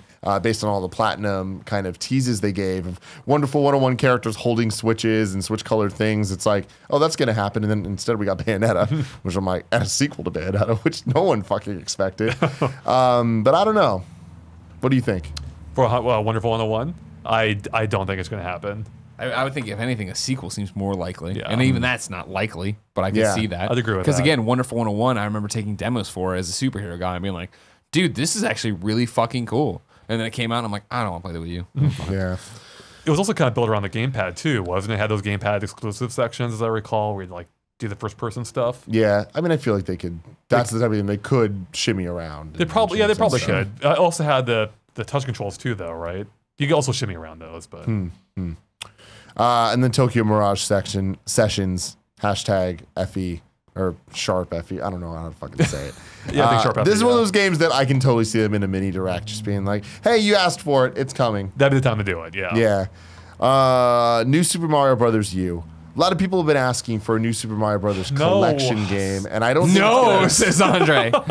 I don't think it's gonna happen. I don't think so either. I mean, I hope we're done with those games. I don't want to see them again at all. Like, me neither. Yeah. I hope we get so far from that art style. I will say though, new Super Mario Brothers U got hit on way too hard because it is one of the better 2D Mario games. It is. It just came way too late and was way too samey compared to the rest. It was at the wrong time. Yeah, it was too samey. Like, it had diminishing returns. Even though it was the best of the games, it was still such an incremental upgrade. You're already sick of those games. And plus, it came out at the launch of the Wii U. Like, that was the worst possible decision they made. Man. And then the NES remix. Great idea, and I'd love to see it come back. I don't want to see it ported, but I'd love to see some type of like Super NES remix. Yep. That'd be cool.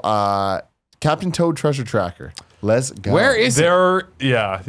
I think of all the games you mentioned so far, that has the best chance of either coming back or being a sequel. Yeah, and I'd be fine with just a sequel to it. Like, I mean, that game, I think, it seemed, I mean, I have no idea what the budget was, but it seemed like a lower budget game. Probably wouldn't take too much effort to make a new full sequel. Ideally, I would want a sequel to Captain Toad on Switch. Similar to Rayman Legends with Rayman Origins, where did you play those games? A little bit. Rayman Legends, which is the sequel, I think. Yes, Legends is the sequel. It had remakes of majority of the original game, and I want to see that with Captain Toad, where it's like it is a new game, but most of the stuff from the first one is in it. You know what I would like to see? A co-op mode. One person controls Toad, the other person the camera. Ooh, yeah, that'd be good. Yeah. And that's easy. Get this guy a development job. I'm into it. Nintendo Land. No. Go away. It's over. I want to see it back because you could do it. People are like, you can't do it on the Switch. I'm like, yeah, you can. Just bring a second Switch. Yeah, I don't want to port. I don't want to port. I want a new one. But a new one, I think, could go a long way. What they should do is just separate the games already on Nintendo Land, the multiplayer ones at least, put them on the eShop for like $5 each, and there you go. I'd buy Mario Run and the Animal Crossing one again. Some of those were so fun, and there's just like so much of that game sucked and was just like not really thought out. But yeah, the Mario Run one was fun. The Luigi's Mansion one was a lot of fun. Great, yeah. Mario 3D World. I want this thing on the Switch so bad, and I want a port. I want a port and then a sequel in a couple years because God, I love that game. The multiplayer is great, and it's just, I feel like it's so at home on the Switch. Being able to play, I do think it's a little too close to Odyssey, but if it was just a straight port, I don't think that really matters. I don't think it matters. I agree. Yeah. Do you think it'll actually happen though? I think it has a good chance of happening. Okay. Yeah. Okay. Yeah, that's all. That's really all the Wii U games. What about Mario Maker? Okay, so that is a big question. I put Mario Maker and Smash Brothers in a special category. Okay. I don't think there'll be a port. I think, and I mean, we'll get a new one. And I feel like even if Smash had a port, it would have more content that like makes it feel substantial, even more so than Mario Kart 8 did. But for Mario Maker, I don't think a port is necessary. I think it would be either Mario Maker 2 or just Mario Maker for Switch would be built differently and have different things. It has to be a whole new game or a sequel at this point because it killed Miiverse, so that already killed a big part of the original game. I feel like all the comments you could leave they're gone. The 3DS port already kind of detracted from what Mario Maker was with you having access to only random stages and limited selection of them even then. So yeah, I think there's a lot they could do, and they have to redo the UI anyway to make it work on the Switch. But you don't have the gamepad in front of you all the time. So I feel like the 3DS version was purposefully gimped to make room for a Switch version coming eventually. But the problem and the best thing for Nintendo fans that Nintendo's facing right now is there's no longer the 3DS and the Wii U libraries. It's just one thing, which means they kind of need to balance the release schedule differently than they used to. Right. So now it's no longer just there's 3D Mario here and 2D Mario here and also the 3D Land style Mario here. Now it's like there's that, but then there's also the Mario Maker. So there's so many Mario pillars of core platformer games that you can't have too many of them come out in the same year. So looking at 2018, if 2017 had 3D Mario, what type of Mario does 2018 have? Because it has to have one, whether it's a 3D world style game, whether it's a 2D platformer, or whether it's Mario Maker. I could see another 2D Mario. It's been quite some time now since New Super Mario Bros. U. We haven't had a proper 2D Mario since. I think this could be a great time to bring it back with a new art style. God, that's all that I want. Yeah. That's all that I want. You want some soul in your Mario game? I want some soul. I want something as creative as Mario 3 compared to Mario 1. The new Super Mario Bros. Style was really cool on the DS. Like, why did it last us a decade? You know? Like, it's just nuts to think about. I really hope that we get something special, but I almost don't expect it. Yeah. I mean, I don't expect it either, but I could see it. I mean, when you pose the question that way, they need a Mario game. That does kind of make sense, unless they go all in on the spin-offs. You know, bring Mario Golf back. Yeah. I could definitely see that happening, so. Give us what we want. Talking about third party. Okay. Soul Calibur 6 It hasn't been announced for the Switch yet, but I feel like it's going to make its way over to the Switch. Do you think that's a safe bet? It would be great if it did. I don't think it will. I think it sounds like it began development too much before they realized the Switch was going to be a success. So I don't know if they can really do it in a realistic manner. It sounds like it was designed with like current gen systems in mind, and the Switch maybe just too far behind. I hope I'm wrong on that. But. Yeah, something tells me, I don't know what, but I feel like this is the type of game, and we've heard a lot of rumors about there being a lot of Bandai Namco games. That's true. Or Namco Bandai, I never remember what is it now? Now it's Bandai Namco. Now it's Bandai Namco. Yeah. If they did that and if they brought a Link back. Oh my god! And that's I feel like that's something that I'm like they're gonna do it. Yeah. Like they're gonna have to do this for the people. Make it happen. No one wants Spawn. There's also been rumors of GTA 5. I think that's gonna happen. I think. I agree. That makes sense, right? I feel like LA Noire was the test bed. Yep. It's selling well. I think they're gonna do it. Yeah, and well, I mean, GTA continues to dominate the NPD charts, right? And like, there's an audience for that. I'm sure there's it's a thirsty audience that would love to have it on the go, everywhere, anywhere, and not have to worry about it. And I do think that, that's probably going to happen. I think it was Rockstar getting their feet wet. What is the system? How does it work? What do we need to learn? Now moving on to things we have not even heard anything about. Virtual Console. Yeah, what the fuck, man? What the hell? I'm not even convinced it's going to come back as Virtual Console. I think we will hear of whatever it is this year, but I think maybe the Arcade Archives line may be a hint as to what they're doing with it, where they may just release them as like their own things, divorced of the Virtual Console brand. Especially with like the fact they're kind of dropping the entire like Wii era of branding. I think it makes sense to kind of move on. And they've also talked about it lightly in terms of with their online service. It's kind of tied to that. Like when we hear about their online service, but they've already said you'll get like a free Virtual Console game, once a month with it. So the question is when are you going to hear about that? Just yesterday there was that story that blew up with Nintendo's. They had a note at the bottom of their website saying the online service will debut in 2019. That was a mistake, though. It was a typo, right? It's still, they fixed it to 2018. So it hasn't officially been delayed yet. Yes. Yeah. I think we'll see the online service in 2018. I think it will come with Virtual Console, but I agree with you. It won't be called Virtual Console. So here's the thing, though, with the online service. I think they need to launch it with like a big game. So that's which gets me back to Smash Brothers. That's it. Yeah. So I think Smash, again, I think either this year or Q1 the next year. And I think also, even then, I think you'll get at least a month free of Smash before they'll make you pay for it. So I think the two do kind of go hand in hand. Ooh, I don't think so. You don't think so? I don't think they give you think out of the gate they're going to charge you for? I think that's their only option. I think even Xbox gives you like 30 days free. I feel like a free trial of online might be one thing, but I don't think Smash Bros. Will launch free and then charge you later.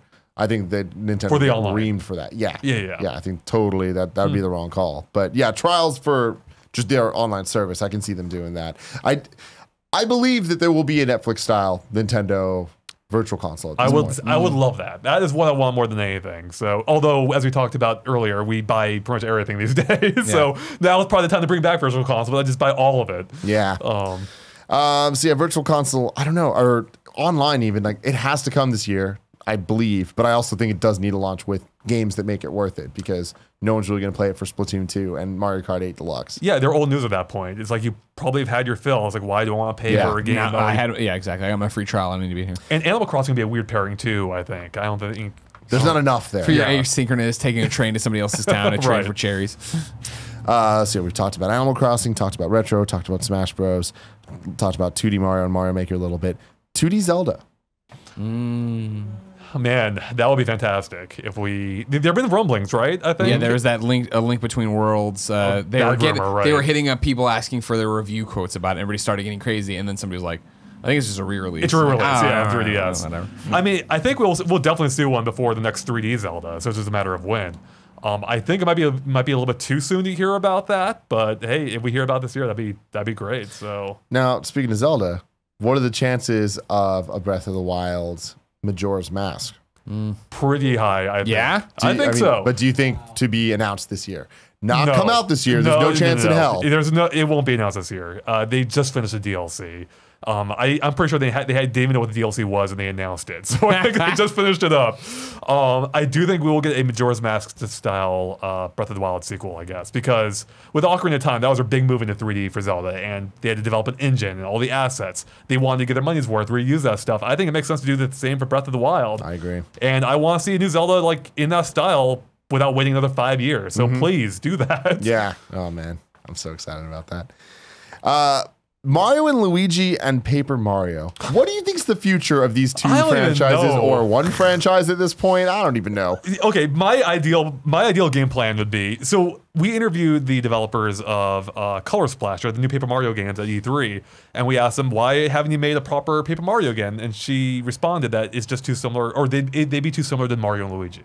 Like, we'd have two core RPGs. Why do we need all these games? So my idea would be get rid of Mario and Luigi, turn it into Wario and Waluigi, let them really play up the humor, then return Paper Mario to what it used to be with Paper Mario 64 and Thousand Year Door. Go back to that style. On Switch, that would blow up. There's so much nostalgia for those type of games. I mean, I think that'd be great.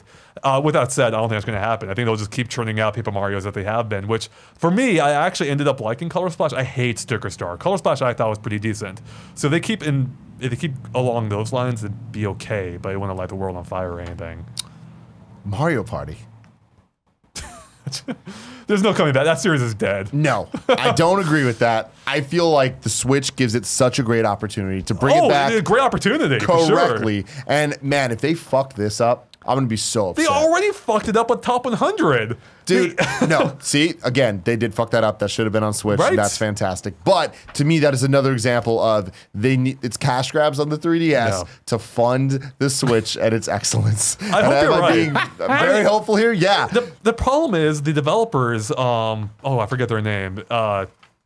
ND Cubed. They don't know what they're doing. They have not ever made a good Mario Party. Every Mario Party since they took over development of the games from Hudson, they've sucked. There's not been a good Mario Party in a decade almost. And it's very upsetting. And now's the time because we have an amazing multiplayer system. And Mario Party belongs here without any stupid cars. I agree. Without any stupid bullshit. It could be amazing. I just want to play a classic one where I grind my hand and cut part of my hand out with the joystick. You know what I mean? So you can do that on the 3DS with the Mario Party Top 100. One of the best ideas ever that people have been asking for years and years and years on a system you don't want to play it on. Why?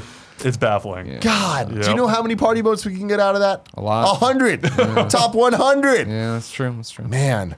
All right, I went to Twitter to ask people what they're excited for, what they're hyped for, and their amazing things that they're looking forward to. Stealth says Advanced Wars would get me hyped. I want Animal Crossing, Smash Bros, 2D Mario, Mother Collection, 2D Mario Collection, and a ton of stuff. I think you'll get parts of those. I think so. Yeah. You get a few of those things, not every one of them. Jack Womack says, I predict they will not make a new IP. Just continue churning out new remakes and remasters of their classic characters. I think that we will get a new IP this year from Nintendo. I think it will be from Retro. And if Retro's game is announced at E3, I think we're getting it by the end of 2018. That will be a fall game. I can see that, yeah. Bordimus Prime 86 says 2018 will be a year of ports. This will buy Nintendo some much needed development time on their stuff. 2019 is when we'll see the new from Nintendo. I'm okay with it since they have some real gems to port over. I think that the port game, I don't think it's ever going to stop. I think it's going to, I would have said that last year would have been the end of it, but seeing how they've been handling even just the first 2 weeks of 2018, I think there's going to be a lot more ports. And I think that they're, especially when you start looking at even 3DS games and when they got World Ends With You from DS coming over, like they're looking at the Switch as a total new start. Are we talking first party ports or any ports? Any ports. Yeah. Because when you have the third party stuff. Yeah, we're talking third party. We'll get tons of them. So that's good. I think though we may be reaching the end of the first party ones. I can see maybe 2 to 3 more, but what else is left? Like they've already covered most of their big ones, I think. There's Captain Toad and a couple of others. But I think we may be reaching the end of those. Yeah, I still feel like the port window's closed. Yeah. Almost closed. Yeah. Like, if you give me a treasure tracker, I'm like, yeah, thank you. Thank you. This is such an easy yes. That's what I wanted. I just feel like there's a lot of easy yeses for games that will sell enough to make it worth it. And I think that why wouldn't they port things over when that's the case? I think Donkey Kong Tropical Freeze coming in May says a lot to that, especially $60. Tom Box says, fucking easy for me, Metroid. Even though already announced, obviously, that's a full Gatorade cooler bath for me of hype. Damn. Yes. Yeah, Metroid. Nintendo's surprised me a lot with the release dates, but I would be very surprised still if it came out in 2018. Same, yeah. I just want to see it. I just want to see Me what. too. Yeah, Me too. Just give me a glimpse I of love it. Metroid Prime. Like if they can return to that feeling, like even Metroid Prime 2 is good. Metroid Prime 3, you know, the series has been on a downward trajectory. But it never was bad. It wasn't bad. It was never always bad. good. But Metroid Right. Prime 1 was a masterpiece. It blew people away. Like we had you know, a couple weeks ago, everyone's posting their favorite games on every platform, every like game console, and I saw like Rich George did the same thing that I did, where we had Metroid Prime and Resident Evil 4 tied on GameCube. Like you just couldn't choose between the like. Oh, that's hard. Yeah. Pocket Full of Crime says VC launches with GameCube support. Beautiful Joe is immediately available. Mario Golf Toadstool Tour. Full Square Enix supported sequel to Super Mario RPG. That would be so interesting. Like that's one of those Nintendo fan wet dreams that I don't think would ever actually happen. But I mean, hey, Ubisoft partnering with Nintendo for Mario plus Rabbids. I'm like, I don't know. I feel like it's more possible than ever now.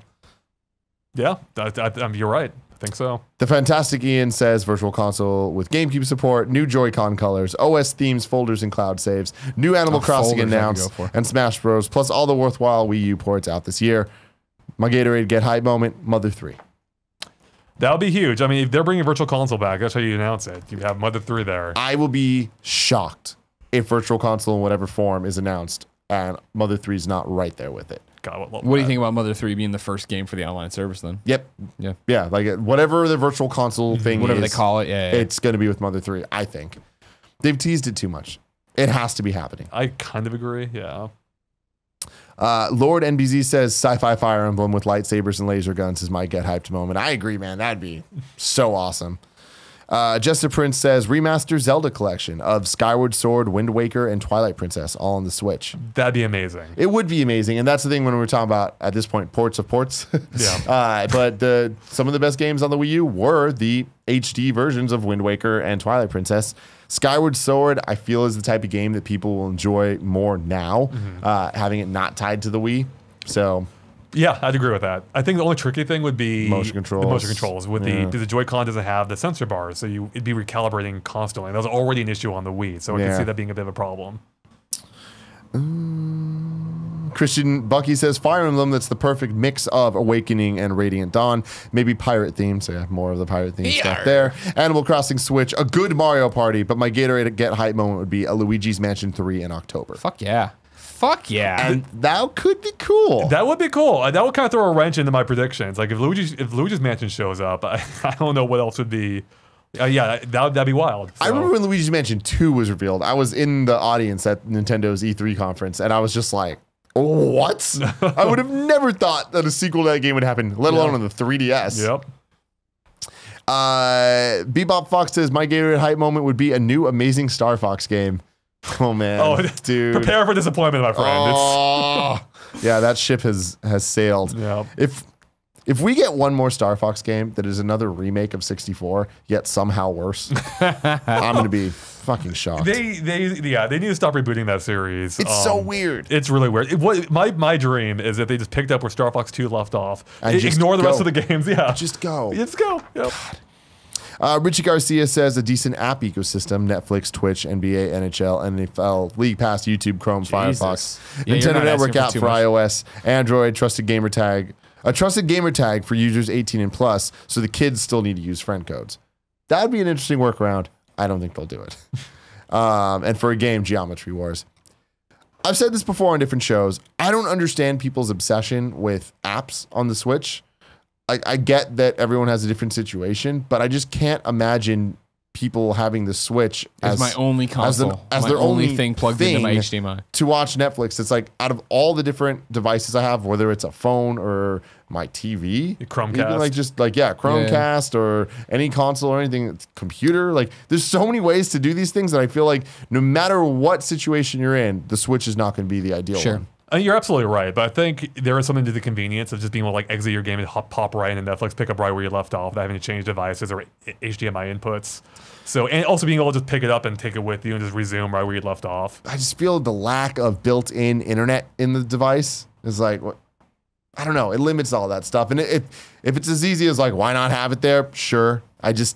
This would never be on my list of things. But it's like when I was excited to have fucking Netflix on Vita. And then I never watched anything. I never watched anything on Netflix on Vita. Even I just feel like it's a different I've watched time. like 2 videos. I think it's coming though. I mean Hulu's on there. I think of course Netflix is coming this year. Yeah. They've been teasing a lot too. Netflix on Twitter. Joe Dixon says an awesome trailer for Metroid Prime 4, gameplay footage for Pokemon Switch, and a remastered Bravely Default /Second collection on Switch with a Bravely Third announcement.